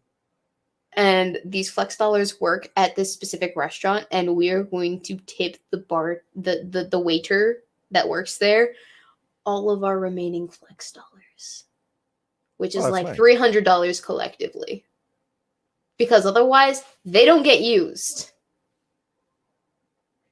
Well, yeah. I mean, you might as well burn it then. Exactly. So Yeah. Ian's getting some bank tomorrow. Hey, Tom Hanks and his wife both test positive for coronavirus. Oh, by the way, this is Balik. Say hi. Hello, Balak. I think this is the first time you've ever actually appeared on the channel, Yeah, like face. Yeah, like face wise. He's wearing his fancy Second Amendment shirt. because you yelled at me for wearing the school shirt. It's not like they can find out where you live because you're only going to be here another week. You're right, but I still care because I'd rather not have that be the case. Connor Johnson, thank you for the donation. Why does the film Grease have a bad rap lately? Does it? Like Grease Lightning? No, Grease. I can actually answer that because it's what's her name? The female disgusting. The female protagonist of the film, she totally alters herself in a non-consensual way just to make herself attractive to John Travolta's character. Like she dresses up as a badass street girl wearing all black and smoking a cigarette and everything. She turns herself into his ideal girl just to get his attention. When he still loved her before that, though, right? Though, No. so, of course, like, it was unnecessary, and that was the whole point. night. I'm sad though. You want another hug? Come here. I'm kind of sad. Can you remove one's eye when you leave? Olivia It's the last Newton-John, time I'll ever thank see you. him. Bye. Bye. I'll see you tomorrow. Come on, let's go. No, you're not wanted in here. Come on. One's eye, please leave. No, Okay. you're here. She said no. One's eye said no. She's in here for life now. I have adopted a cat. Calm down. I'm sorry. You've never seen Grease? What was that for? No, I've seen Grease. Did she bite you? Well, because you're an asshole. That's why. Do do do do Do do do do. do do do do do do do do do. I was singing that at work today. For whatever Summer reason. loving, having Having a a blast. blast. Summer loving happened so fast. I Met met a a girl girl, crazy for me. met a boy, cute as can be. Oh, summer day. I don't know the words. I know the words, but I don't know the words. Oh, You know? well. Huh. Tell me more. Tell me more. Polly, we should have a karaoke night, but only. Lion Patriot says copyright. That's Basically. Oh, well. Tell me more. Did you get very far? Tell me more. Like Like, does he have a car? Shoo-doo, shoo-doo, doo-be-doo-be-doo-doo. I know musicals. Down in the sand.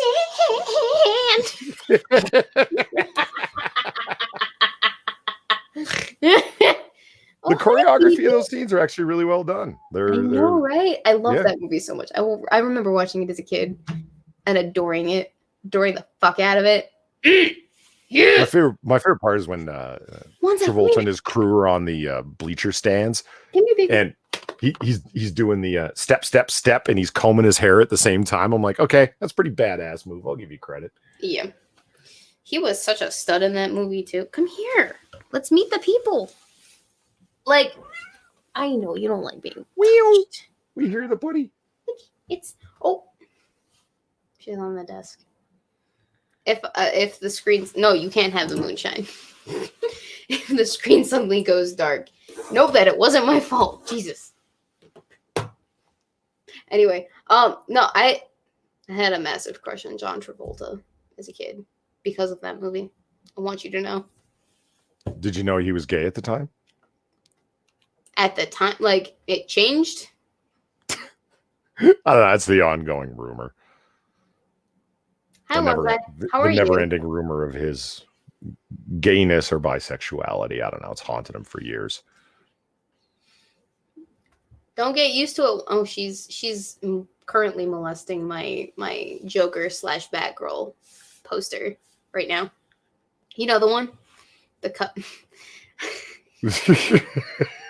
Little distracting. I'm a little distracted. She's like, she's pawing at it. She's like right in front of the camera. Bye. Are you leaving me? Please don't touch the microphone. Bye. Oh, she's gonna jump down. She's gonna jump. Are you gonna jump? Nope, she's gonna swat at my laptop. Do you want help down, sweetie? Oh, bye-bye. Bye, dear. This is the last time I'm ever gonna see this cat, probably. That's not true. After this, she's gonna be turned into food. Really? No, I have no fucking clue. Oh. Because, like, okay, think about it, right? I live with international students. Hang on, let me close the door. that was a very subtle euphemism. I live with international students. Oh my god. I don't see you.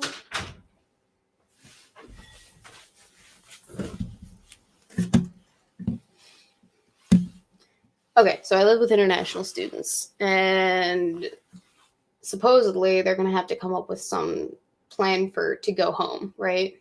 Right. Maybe, unless they get like an allowance, in which case then they can stay on campus. But in the event that they don't, they have to figure out what to do with their cat, which she is still here. And what do they do with the cat in such a short amount of time? Like, you can't just bring a cat overseas into a foreign country like that unless you have the connections to do so. And I don't think they do.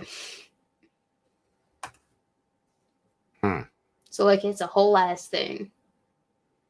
Plus, travel in and out of the United States is completely blocked for the next 30 days, which means that they can't get out and my cousin can't get back in the country.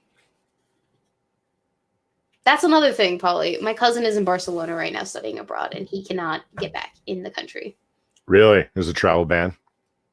Yeah. In which direction? Both directions. You can't leave and can't get back in. Really? Okay. That's at least what I've heard from my cousin. The one who goes to school with me said... So I asked what's going to happen with my cousin. This cousin said he's stuck for a month. And I asked, like, stuck there? And he says, well, Trump banned all travel to Europe and back for 30 days. So he's stuck in Barcelona right now. Hostage exchange, says Dunya Fullman. I don't fucking know. My grandmother is going to have an absolute fit, though. She is an 86-year-old woman with dementia, and she just lost her husband last year. She is not prepared to freak out about anything else at this moment, and I'm a little bit worried for her. Okay, bright side, perhaps it is a blessing that I'm going home so I can spend some time with her to kind of quell that franticness. Although I've never been her favorite grandchild. I am one of her little angels, as she likes to call us. Mm-hmm. So, I mean, you know, she'd love it. She'd get 3 out of 5 grandchildren home for a solid couple of months. Despite that you're not one of her favorite. She loves all her. No. She likes to. She doesn't admit that she has favorites, as all good grandparents are supposed to do. Mm-hmm. But it's obvious when there's a grandparent who has a favorite. It's either my brother or her eldest grandson. The reason why is because my brother is the son of her firstborn son, or her grandson, the eldest grandchild, is the eldest grandson, named for her late husband. So, I mean, like, I'm shit out of luck. I'm pretty in fuck, but, you know, I'm not a male. Born Really? of a male that is important to her. Nor am I named after a male that is important to her. Therefore, Oof. whatever. On the plus side, I get to take her out for sushi, and she gets to take me out for sushi. Your grandmother likes sushi? Oh, she loves it. She's a Japaneseophile, so she's like the original weeaboo. I'm not even kidding. She traveled the world like 7 times. Isn't it Xenophile? Is it? I have no fucking clue. She just loves Japanese culture so much. She will rant and rave about Japanese culture, Philippine culture. She hates fucking French people. I think. She thinks they're rude. But the Japanese, she will go on and on and on and on about all day long and how she loves them. Well, you know, I could see Poles having a pretty particular opinion of the French. It's like, we fought. Why didn't you? You bunch of fucking surrenderers. Well, that, and also she used to live in Japan with my grandfather and my father. So she's got a little bit of an opinion. Wanzai is in my closet. I'm sorry. She's going to distract me for the rest of the stream. Stop scratching shit. She's not going to listen to me. Weebo Jones, did you ever get the tea set? No, I did not. See, I didn't find anything that I liked in France because it was all very French. I found out very quickly that I'm not very into the French idea of aesthetics. Like, their food is decent and their wine is good. And their architecture is stunning, but I can't take any of that home with me, you know? So, I mean, I could probably take a wine home with me, but I didn't find anything that was in my price range from a winery, and I was really aiming to do that. So instead, I have a spoon, because I collect spoons from foreign countries, Polly. Because you're totally not an old lady. I am an old lady. No, I'm just bugging you. I just love that you collect little spoons. I collect little spoons from foreign countries. It's a hobby. That's what I'm going to be known for. It's fine. Is Magog here? Magog! Be well with me. I am in the depths of despair currently. Although I'm not showing it at the moment. I was earlier. I was in tears. It was horrible. Now I'm drunk. You will be better. You will be better. Told me that I should suck it the fuck up. I wouldn't go that far, but yes. I just don't catastrophize is what I'm saying. You're right. I shouldn't catastrophize. I don't feel like I'm catastrophizing quite as extensively as I could be. I could definitely be catastrophizing a lot more. Abandon all hope, says Magog. Magog, you're not supposed to be undoing all of this progress that I've made here tonight. Shame on you. What do you think? Is Corona-chan, coronavirus, COVID-19, have they all become anti-tags?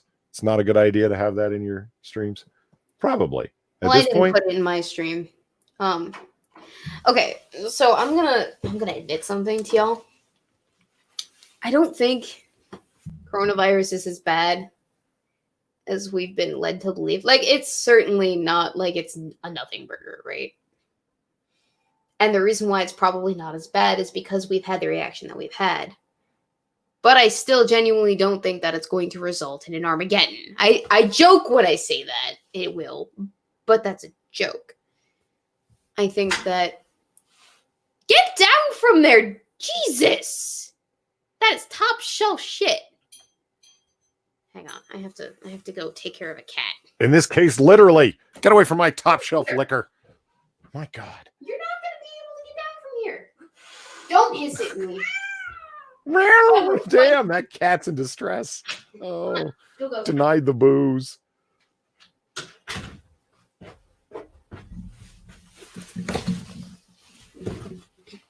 We do Man. not jump on the humidifier.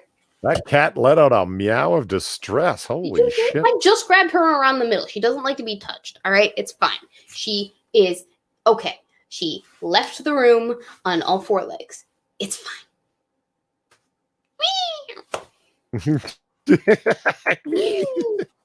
Sorry, where was I? I was talking about how coronavirus is probably not that big a deal, and it won't ever be as big a deal as people make it out to be. Especially because the only people that get affected with it as much as is deadly is the elderly, and unless it's very specific cases. Like, I have a good immune system, people. Polly, can you concur? Can I concur that you have a good immune system? No, I mean, like, that you have a good immune system. Yeah, actually, I do. Exactly. Not knock on wood. So are you worried about contracting coronavirus and dying from it? No, I'm not. Exactly. Neither am I. It's a flu, y'all. I'm not And worried it's like about... lots of people die of the flu, and it's got a higher mortality rate than the various variants of flu. Yeah, absolutely. But it is just a flu. The problem is the breakdown of the supply chain, and this is not a new information. People have heard this. They're just not focusing on that. And when I say people, I mean the news entertainers, because more clicks, be worried, you know. It's not as big a deal as people are making it out to be. We're not going to die unless you have a compromised immune system in any capacity that is significant, right? You're fine. If you're an older person, or you have a compromised immune system, or you have very young children or whatever, so they don't have a strong immune system yet, do the things that bolster your immune system. If your diet sucks, fucking fix it. If you're not getting enough sleep, fucking fix it. Like, if you're like, those are things that you can actually do. No, you shouldn't be going to public spaces, but like the Spanish flu, the epidemic that happened in the early 1900s, right? Everybody ended up getting the Spanish flu. Like, literally, it went, well, not literally everyone, but damn near everyone, because it spread eventually and more and more and more. The reason you see such a mortality rate of the Spanish flu is because the speed that it spread with, and then, you know, the health generally statistically deteriorates in that way.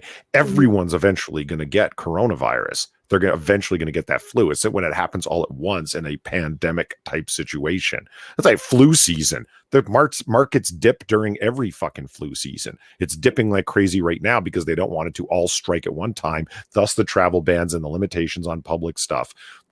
That's what's going on. If you're worried about death occurring, no, not really. I mean, Exactly. And here's the other thing too is, you know, even if we all get it like the Spanish flu, we have all of the supplies necessary to combat it. I mean, modern medicine is a miracle after all. People can get ahead of this if it's just a flu, a simple Tylenol and some bed rest. That's all I recommend, let's be honest. Cynics on immune suppressants. See, you're right. I mean, that absolutely qualifies as a reason to be concerned because you have a suppressed immune system. Exactly. But you would have to be concerned regardless of coronavirus or not during flu season anyway. No, but right? I mean, if you've got a health condition such that you're taking an immunosuppressant, I mean, obviously you've got a doctor that's prescribed this for you. You should talk to your doctor about, like, and I mean, you're a smart guy, Cynic. I'm sure you know, like, you should talk to your doctor about this, and I'm sure you've thought of that, about maybe you should go off it for the next little while, or an immune booster in the meantime. Will it really affect the schedule of treatment that badly, et cetera, et cetera? That's a conversation worth having if you're legitimately concerned. Exactly. Like, those who are worried, definitely have the conversation with your doctors. Those that have no cause to worry except for, you know, media hype and shenanigans. I saw an infographic, all right? I saw an infographic of media mentions of specific viruses, and it was from Balak, obviously, because all of my good infographics are from Balak. Oh, my operating systems professor is reaching out to see us. He's such a good boy. but it was from Balik, and he sent it to me, and he said mentions in the media as far as like diseases. So, can you guess? Hang on, I gotta zoom in on this. Motherfucker. Okay. So, okay, you remember the Ebola epidemic? Mm-hmm. Guesstimate Of exactly how sorts. many. Okay, you remember it though, right? It was a Mm-hmm. thing. Guesstimate how many mentions in the media that it had in the millions, roughly. Couple million. Like how many million? 2 million. 2 million? Hence a couple. Yeah. 11 million. 11 million. All right. Mm-hmm. Okay. HIV, how many million? Since when? What's the time frame we're talking about? Just in general, I guess. From In like general. the start of when it was like just completely over the internet. I guess this is like an internet search. 100 million for HIV. 40 million. 40 million. All right. SARS, how many million? Ooh, less than that. I'm going to go 15 million. 56.2 million. Okay. All right. How many mentions has the coronavirus had? 250 million. 250 million? Yep. Are you sticking with that? Yes. 1.1 billion. See, the reason why I went like way higher than I had before, because as soon as it was like SARS and it's like, so like the hot new disease that everyone's, you know what I mean? Yeah. That's Does that illustrate to you exactly the kind of panic that has been created? Around the Trump virus? Why shouldn't we be concerned about that tyrant trying to kill us all? I'm not convinced it's all that big a deal. Like as big a deal as people have made it out to be. I'm not. Remember Zika. Exactly. Remember Zika, says irate prostate. I barely remember Zika. You know how much of an issue Zika is? It's so much of an issue that I barely remember it being an issue. Same with Ebola. I barely remember that being an issue. And you know what? Probably in the next 10 years, I'll barely remember coronavirus as being anything more than a thorn in my side, as being an inconvenience to my graduation. That's it. Prediction right here, right now. That's the sad truth of it. Oh, speaking of predictions, if you need a good comedy, I don't know if you already knew this, but Dami Pesos did 2 edits of Young Turk's meltdowns over the past week. Have you seen them? No, but okay. Well, there's a present for a weepy Weebo. I only watched like half of the first one, and it's pretty good. At the beginning of it, Cenk is so angry. He says, right now, I'm predicting it right now. Bernie Sanders, he's winning this thing, the whole thing, right to the presidency. And then the results start coming in that state after state after state's going to Biden. And it's gold, Weebs. It's gold. It's you deserve a good laugh. Dominic Pesos. Go check it out. Send me the link. I will watch it. I promise. Yeah. Magog of Morskar, why do you cry? Because they suspended classes for the rest of the semester. I don't know what's going to happen with education stuff. I'm losing out on the rest of my senior semester, and financially, I have no idea what the fuck is going on in terms of the rest of the semester. So I'm having a bit of a breakdown. But Polly is helping me through it. We're walking through it. It's fine. It's good. Woohoo! Mm-hmm. Low key, I proposed to the audience, and I think this might be a good bet, is, since I'm going home anyway, might as well just continue on north to the cabin in the middle of the woods. If I'm supposed to isolate myself, why not isolate myself, right? Mm-hmm. Like, completely. Completely. Rich asks, is it true that the USA said no commies yesterday? Oh, please. United States is no commies. Marxists running around, but they're not nearly. Fuck them. I wanted to see them defeated in a national election, like British style, the way the Labour Party caught it in the UK. That's what I really wanted to see. I wanted to see Bernie versus Trump, but it's not going to turn out that way. It's going to be neoliberal Biden versus Trump. So it's going to be Hillary 2.0, except older and more confused versus Trump. And it's It'll be funny. It'll be basically a repeat of 4 years ago. Yep. And I think people are underestimating. I don't want to turn to a politics thing, but I think people are underestimating Biden's chances at winning. He has a very fair, if he does get the nomination, which absolutely looks like it's going to be. I mean, that's where all the smart money is. If you're going to bet on Trump, that's fine. Like if you're actually betting cash, but hedge your bets. If you take a look at the Vegas line, they're not giving Trump the odds that they were when it looked like Bernie was going to be the nominee. Mm-hmm. And it's because Biden does actually stand a fair chance of winning. That does not mean I want him to win. You know, that's something I don't understand. Weebo, you coined the term drive-by politics, and I've used it repeatedly. It's a great phrase. Well done. Thank you. High five. Good on you. The drive-by political analysts on YouTube, it's like, because you want someone to win doesn't mean that you claim that they're going to win. That's what Cenk Uygur does, and that's why he looks like a fool. I want Trump to win because I think that it's more neo-lib crap. It's Hillary 2.0. When I rail on streams that I'm on, Monkey in the Morning, my own streams and shit, about Marxism, like, that's not an act. I really do feel that way about fucking communism. I don't exaggerate when I say it is the most heinous personification of evil in terms of an ideology the modern world knows. It is. Look at the deaths that it caused. Look how anti-human it is. It's the destruction of individual rights. It is awful. No, and this guy, I want to see it firmly defeated. That doesn't mean that you pretend it has no supporters. This is drive-by politics on YouTube in a nutshell doing that. And it bugs me. It's like, oh, you know, Biden's got a fair chance of winning. And it's like, oh, what do you support him? No, I don't support him. That, Jesus Christ, pretending that he doesn't have a fair chance at winning does not mean that. Do you understand what I'm getting at here? I understand, yeah. Just because you support someone doesn't mean that they have an actual chance. But I think people tend to hype up in their own mind the chances of winning something. The more they've invested in it. You know the term cognitive dissonance, right? Oh, yes. You invest into something, the more likely you are to be rallying behind that thing, essentially. Mm-hmm. Or to, like, the more you invest into a thing, the more of a proponent for that thing you are. The more of a cheerleader you are for that thing.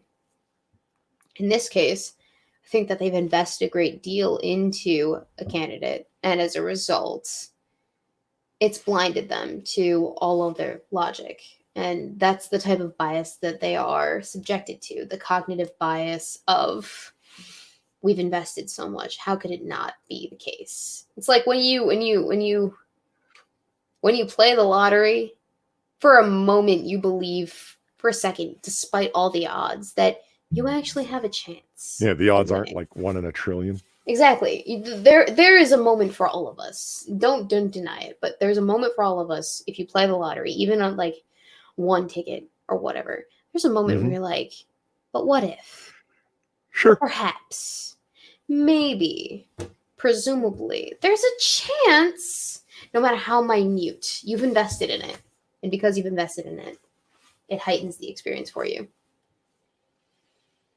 And so there you are. And that's the same thing with politics. You've invested in a candidate. You cannot not support this candidate. I think that's why a lot of people who support Bernie, for instance, think, hey, he genuinely has a chance, even though the rest of us looking outside to the inn see it as unlikely for the most part, especially now. It comes as that much of a shock to people.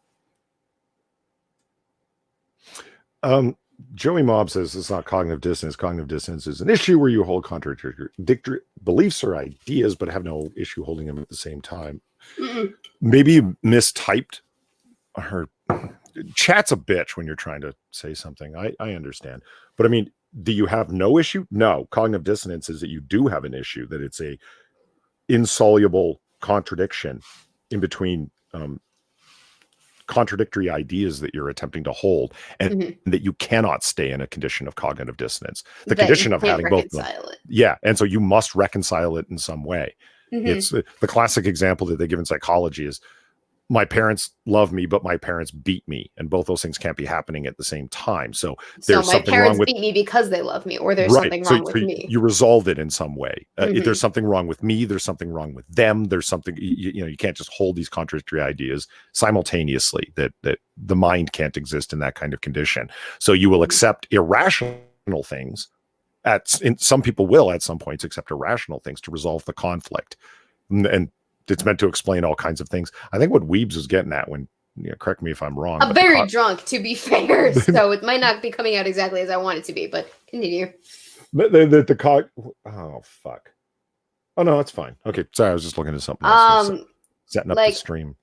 The way The cognitive dissonance comes from hashtag resist is a response to the cognitive dissonance of Trump can't win. Hillary Clinton is going to win. Mhm. And then all of a sudden they have contradictory information coming in. Trump, in fact, won, but I was absolutely believing Hillary was going to win. How do I resolve this? Russia. Well, Russia. He cheated. The Hillary voters didn't come out. They will grasp onto any explanation that resolves that inherent contradiction. It's a weak example of cognitive dissonance. That's not a very strong one, but Probably I guess not. you could stretch it to get there. Mm-hmm. In this case, I was talking about Bernie losing, right? So they are so resistant to the establishment politics that they think, hey, Bernie actually genuinely has a chance, when in fact that's not the case, as we've seen currently regarding the voter turnout in Michigan, right? So now it's Biden is the front runner for the DNC. As far as I'm aware, right? That's where we're standing. Oh, yeah. Okay. Just double checking because I'm very drunk. But as far as we are right now, Bernie has no chance in terms of being the establishment candidate. Biden? Yes. Reason why this is in the minds of anti-establishment voters is because the establishment is corrupt, which it very might well be. It could also be an amalgamation of factors, including, for one, the American voter, the DNC, the Democratic voter, does not want a socialist president. Nah, no shit. That could be a possibility as well. Another possibility is just that, Bernie's ideas are not as popular as we think they are. Or, here's another possibility. Think about this. I have been told, I'm not 100% sure how true this is, but I'm also very drunk, so my memory is a little bit skewed. But I've been told that during the Colorado votes, I think it was Trump had twice as many voters uncontested as he was come out to vote for him in Colorado as Biden and Bernie combined, which is kind of a big deal considering he was uncontested and they didn't even need to for the RNC, right? So the other possibility here isn't that the DNC is corrupt, isn't that, well, possibly is that they don't want a socialist candidate, but the other possibility is that they genuinely want Trump to be the next president after to be the follow-up candidate, Mm-hmm. If that makes any sense. That's another possibility that people seem to be ignoring at this point, willfully, or in this case, probably ignorantly. If that makes sense. Because they don't know about that, or they're just ignoring it, or they don't care. I'm very drunk. We were supposed to be over 8 minutes ago, Polly. Then we started talking about politics. You're distracting me from the main point of this, which is that I'm sad. I'm just kidding. Wait, we were supposed to be over, what did you say? 8 minutes ago? I only want to go ever by myself for 2 hours, but since you're here, I guess we can go for later. Plus, don't you have comic book creation to go for? Well, apparently no. As of Don't you have the final say on that? Well, I sort of. I don't like streaming if everybody isn't available, meaning both Jack and Quiz aren't available. And I just hit them up and I'm like, so you guys ready for the stream? And Quiz is like, no, I got a new job and I'm starting early tomorrow. I'm like, damn it. So, no. We are legendary at late noticing each other. And Oh wait, that's right. Didn't Quiz talk about his availability? I saw something about that because I'm tight with the minions. Yo. yeah, you're an honorary minion, I'm whether an you like it or honorary not. I have no choice in the matter. None. Yeah, he said something about hosting problems because new job and whatnot. Oh, No. poor Balik. It just hit him. He's a sad boy. Poor Balik. We're gonna have a great fucking time the rest of the semester that we have together. Drunken Weebo must stay. You know what? What if I kidnapped Balik and I just brought him home with me and we just hung out with my family for a little bit and then we came back here and then I hung out with his family for a little bit and then like that would be fun. It'd be cool. I thought he didn't. He had to go take care of the coronavirus petri dish tomorrow. You mean the pool? No, Yes, yes, the pool. but I mean like this weekend and next week. I mean, I don't think we're going to be working next week. I don't think the gym is open next week at all. We'll see. I'll kidnap him. We'll see. It's fine. He's got 3 theses. He's got 3 theses to write anyway, so it's a whole thing. Yeah.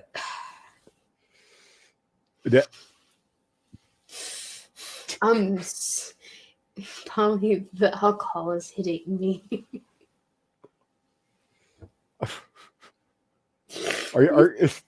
God damn it, Weebo! You see, it had been a long-standing plan of mine that to do a drunk stream like over on Noir Bar. Like I did one for my birthday, right? And Yeah.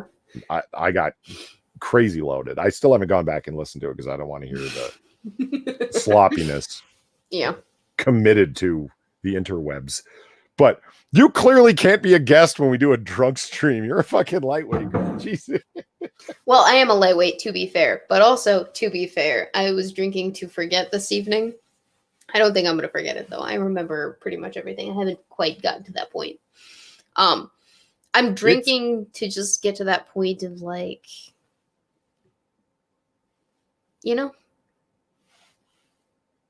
homeostasis. To the point of homeostasis.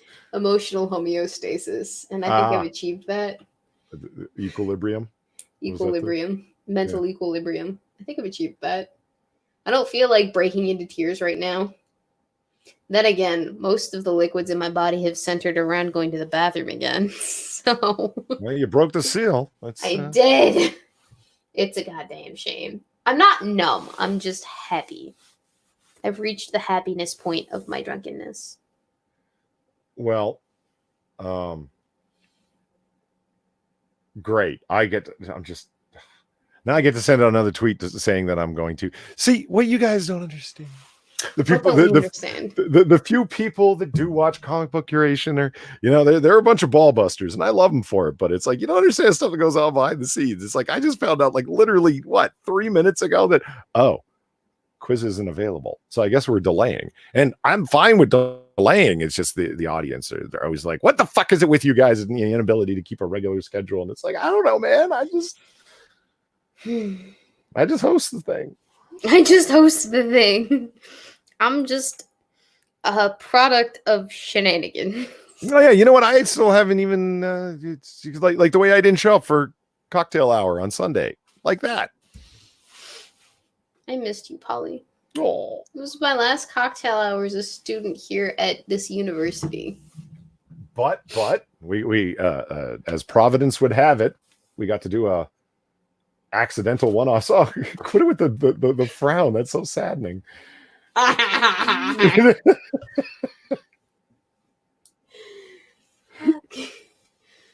right, we'll go 17 more minutes, and then Weebo's got to go pee again.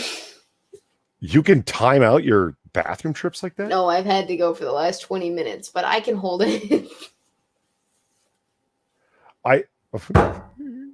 Kara says Polly works on Polly time, and Jacob's right in there with the damn right. Well, you know what? That's enough of that. Once she stands, all that booze is gonna hit. You're right. I have to shower. I'm all nasty from work earlier. I didn't plan this, low key. I got the email and then it was like, all right, I gotta talk to Balik. I gotta call Dad. I have to inform the viewership that they won't be getting regular episodes of Weebo Ruins Everything. Sorry, guys. I don't make the rules.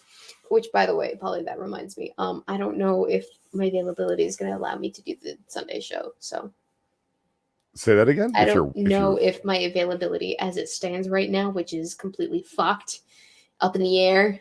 Whomst of the fuck knows what's going on, is going to allow me to attend the Sunday show this weekend. Oh, this weekend. Yeah, you are the schedule master. We will find another schedule.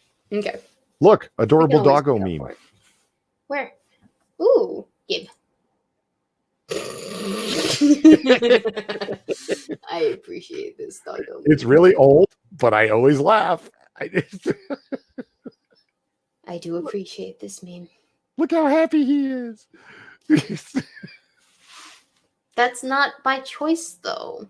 It still made you laugh. It did. You're right. You're right. Drunken streams are not a good idea. I passed out on cam one of my streams for 8 hours. Still haven't lived that one down. Really? I've yet to actually pass out from alcohol consumption, like in the slightest. I mean, I've had the odd drunken throw up experience, but that was due to some really, really strong tequila. I've not had any memory lapses or passed out moments or just genuine, like, I feel out of control moments. Mostly it's just slurred speech and giggliness, you know? You know, I do. You know what's funny? What's funny, Polly? Sorry, somebody's caught my attention there. That I still that drunk stream, the birthday stream that I did back in September. Yeah. I want to go back and verify something that's become like a running joke. Did I actually count the 14th shot 3 or 4 times? Because I had a bottle of bourbon and I was, all right, this is starting off the stream. And I had a literal 1 ounce shot glass. And that's what I was drinking out of the whole night, just doing shots. And shot number 1, and then shot number 2, and then 3, and then 4, and then, you know, it progressed as normal. But apparently when I got to shot 12, I counted it twice. And then shot 14, I counted like 3, 4. I kept saying shot 14, and it shot 14. And people were lit up in chat saying, man, that's like the 3rd time you drank the 14th shot. And it's become this running joke, especially from like Pop-Tart and who the fuck else was there at the time? Jack. It's become a big ball busting thing. I've meant to go back because that stream's like, I don't know, 5-6 hours of me drinking and getting increasingly sloppy. And I want to go back and see if it's true because there's a fucking record of it. God damn it. There is. And that's the beauty of being an online personality, Polly. I love your terminology. It's not it's not your audience, it's your viewership. And it's not that you're a YouTubeman.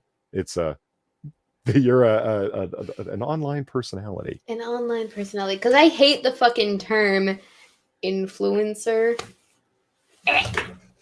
Yeah, oh man, that's the worst of all terms. And there's Jack in chat. Hey Jack, how's it going? Hi Jack. Polly can't count. That's obvious to me. See, I was streaming over with here, Jack, trying to make Weebs, hoping that I could, in my own minor way, make Weebs feel at least a little bit better because she's feeling bad because her whole campus got shut down for coronavirus, causing all sorts of resultant problems. And that's why I messaged you guys, like, you guys ready for a stream? But apparently we're not going to be doing a stream tonight. So there's no reason for me to get off here. But I still have to get off here because Weebs is about to pass out. I'm not going to pass out. We're going to end the stream before I pass the fuck out. All right. Promise. Time to go looting at Weebo Jones. So we were actually having a conversation about this. Okay, it's going to get me in trouble. But there are a few dorms on campus that are completely shut down. Like, no one living in them. And I and a few friends of mine have been considering, because I have friends with an RA, we've been considering entering into those areas and like exploring them for shit, just because it's like our last hoo-ha, our hoo-ha. Sure. We're going to go and explore the underground tunnels of one of the freshman dorms currently. Oh, right. Yeah. The underground tunnels of dark, decrepit catacomb shenanigans. Isn't this a horrifying image? It's terrifying. Isn't This it? isn't how the anatomy of the Hamburglar works. This is the I mean, Hamburglar? no, that's Grimace. Oh. But he's got barbecue, and what's the yellow one, do you think? The yellow sauce. That's I only ever get barbecue. I don't even know what the other sauces mustard are. or it's honey mustard. Mustard or honey mustard. So he's got honey or honey mustard going through his vein. Like, I mean, it shouldn't be terrifying. It's just a bunch of McDonald's stuff inside of Grimace, but I find it disturbing. I find it settling. Really? Yes. And McDonald's doesn't have awesome, cool, bendy straws. Who are they kidding? How dare they? The Epstein tunnels. Not quite. So my sophomore it's funny you year, say that. They sealed off the tunnels at my master's degree campus. Yeah. And because people were calling them like the rape tunnels, and that was actually I'm not even kidding. That was the joke name for them, was the rape tunnels. And not even, and a bunch of students were pissed off because they would use them for jogging during winter. It'd get cold. And so they'd jog through the lengths of the tunnels because you could go for a long distance run in a relatively straight direction, just with some curves in it, right? Mm-hmm. And then they sealed them all off. And every stairwell, like concrete stairwell, the space underneath them is either so insanely well lit, like a fucking landing strip, or sealed off with brick now, conceivably, so you couldn't drag somebody in there and assault them. That's gay. Yeah. That's fucking gay. Like to that level. And they're buying into the 1 in 4 stat. You know what I mean? That's fucking gay. Yeah. Okay, but to continue on about my creepy tunnels, they're not tunnels that anyone has ever actually entered into. They're tunnels into the side of the ventilation shaft of one of the buildings, I think. But so you walk into one of the freshman dorms, and it used to be a sophomore dorm because that's where I lived as a sophomore, but now it's a freshman dorm. And in the basement, there is a bathroom, and in that bathroom, it's decrepit, it's run down, it's not used anymore. It's not even a bathroom, basically. There's no utility to it. It's just an open door that you can go in, and there is a giant hall along that door, or along that wall opposite the door, and in that hole is where the ventilation shaft is, presumably, or was, because there's a big metal grate that supposedly I would think goes in place of where it is that big giant black hole is. Mm-hmm. When you look through that hole, and on either side there is a dirt tunnel that leads off into darkness on either side, and it is the creepiest fucking thing I have ever witnessed in my life. Like, I've seen a lot of creepy fucking things. Like, the basement of where it is that I work is dark, decrepit, earthy, and full of boxes of tax statements that have never been filed, and that's terrifying to me.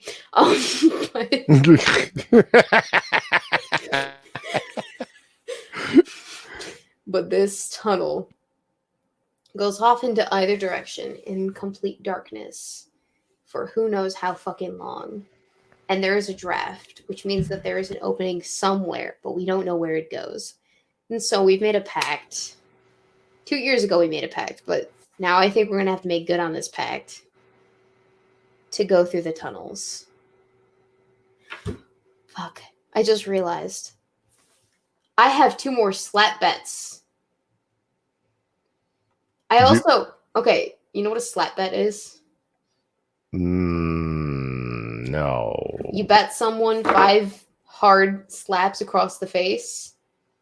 Jesus. And if you're right, you get to slap that person 5 slaps across the face. I can't. Yeah. I do remember what it was. But what the fuck? What are you betting on, though? Okay, so this is actually a YouTube related bet that I placed. This person bet me that I wouldn't get on YouTube trending for my Warski debate. Right. And I did. So I have, well, at this point now, it's 2 slaps I get to slap this person as hard as I fucking want whenever I want. So long as we're at college.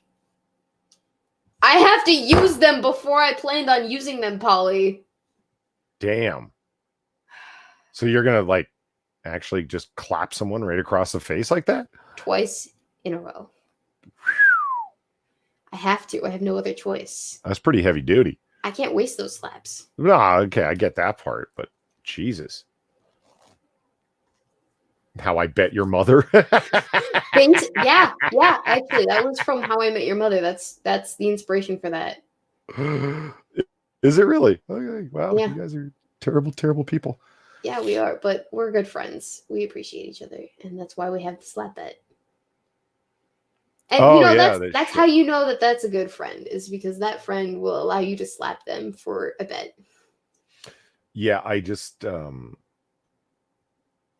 Shady just told me off for taunting him with a sexy thumbnail for comic book curation. Thank you for reminding me. I had to go privatize the stream that I had set to go live when I created the stream and was doing all the background work.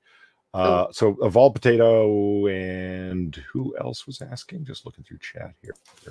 TOS that, and anyone else who's interested. No, I'm just crafting a tweet as we speak, explaining that one of the Triumvirate of Awesome has to be up early tomorrow for very important things. So we are going to have to postpone comic book curation tonight, unfortunately. Sorry for the late notice, but such is the way of life. 4 minutes until Weebo has to go to the bathroom again, and then we. I find that amazing. You can time it that well. I know my bladder. I know my bladder very well. We are very intimate. All right, I've known it since I was a young, small boy. I fell. Your great-great-grandchildren would love to hear these stories. Oh, Weebo, I got a question for you. You know guns. You've shot some various rifles and handguns in your time. I mean, I'm familiar, but I don't know them nearly as well as you, my boyfriend, or Balik know them. So that's a potential I could make myself look like an idiot conversation. But continue.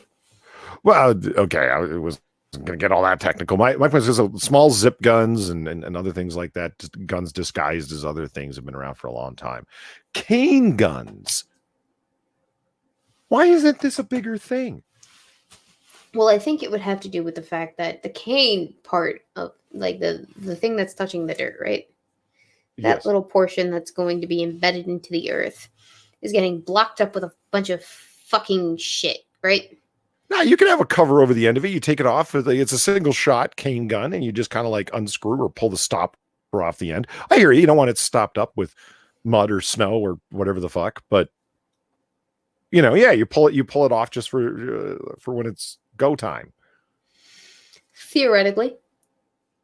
I've been listening to the audiobook of Casino Royale, the first James Bond novel, and somebody has a cane gun and puts it to Bond's back to go shoot him. I'm like, wait a minute. Why the fuck aren't cane guns more of a thing? Like, I'm certain they are if you go looking around. Why aren't cane guns more of a thing? I just Googled it. And it was cool. It was a 45 cane gun, and I'm a big fan of 45 ACP, so I thought that was like, oh, I'm assuming you meant like a little 22 rimfire or something like that, just to keep it super quiet. He's like, this is a suppressed gun, Mr. Bond. Cane guns cons. I would assume it would be in the cons list. Well, this is what, see, Jack gets it. A cane gun, Polly, that would go perfect with your smoking jacket. I'm telling you, I need an array. My doctor told me, what you got ongoing vertigo, you should really think about a cane. And my first reaction was to reject this notion and be like, I'm not an old man. I don't need a cane. And then I started thinking about it, and I've been thinking about, no, wait a minute. I should incorporate this into my style. I should have sword canes and gun canes and shit. I have a sword cane, but it unscrews, so the effect is lost. Because like if you had one that just kind of slid it in and out, it wouldn't be as lame, but it unscrews and screws back in. You know where you can get those though? The people that manufacture those things sell them in, at least I know, Wisconsin at flea markets. Well, I'll tell you this, for anyone who's interested, and for you particularly, Weebo. Yes. Cold Steel, it's a knife company, and they produce an entire array of things. And I've got a few cold steel knives. They're not a high-end company, but they do make a very functional product, etc. Anyway, they've got cane swords that they don't screw in. It's what do you want to call it? Like a rubber seal to provide a friction fit. Mm-hmm. So yes, you have to give it a good stiff Jerk to get it out of there. Yeah, But you do. but the point is it'll stay in there most times. And I'm sure you're pretty handy at a good firm jerk. I wouldn't presume to know otherwise. Well, I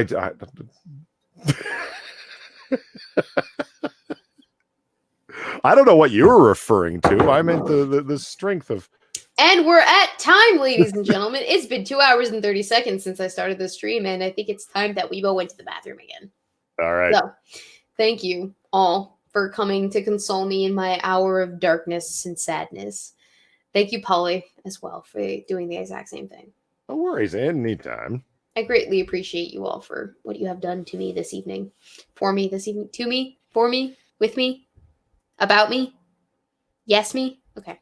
I'm going to stop. I'm very drunk. I'm going to go to the bathroom. Also, thank you to all who donated, commented, liked, subscribed, shared, commented later in the future, and liked and subscribed and shared as well as in the future. Polly, do you want to shill anything? Sure. Why the fuck not? Here, I'll throw my link in chat. Go there. My channel's cool. Awesome Do stuff it. happens there. Do it. In addition, I don't know what the content schedule is going to look like for the next couple of weeks. For the next week and a half at the very least. Unfortunately, things are a little up in the air at the moment. I had plans to upload a whole bunch of cool shit, but they are suspended right now, much like my academic schedule. And will resume at the very latest April 1st, March 31st. That's not an April Fool's joke. I mean that sincerely. In the meantime, enjoy what it is that I can put on this channel in a reasonable amount of time. I will be moving. I will be reconfiguring my life for the next couple of months unexpectedly. So be patient with me. Thank you very much. Don't forget to follow me on Twitter and in the Discord. A lot of updates will be had there as opposed to on here. If I can manage to do updates here, I will try, but I make no promises. Anyway, thank you to all who came out tonight. You didn't have to, but you did, and I greatly appreciate it so much. Thank you. Good night, everybody. Say good night, Polly. Good night, Polly. Good night, Polly. Bye.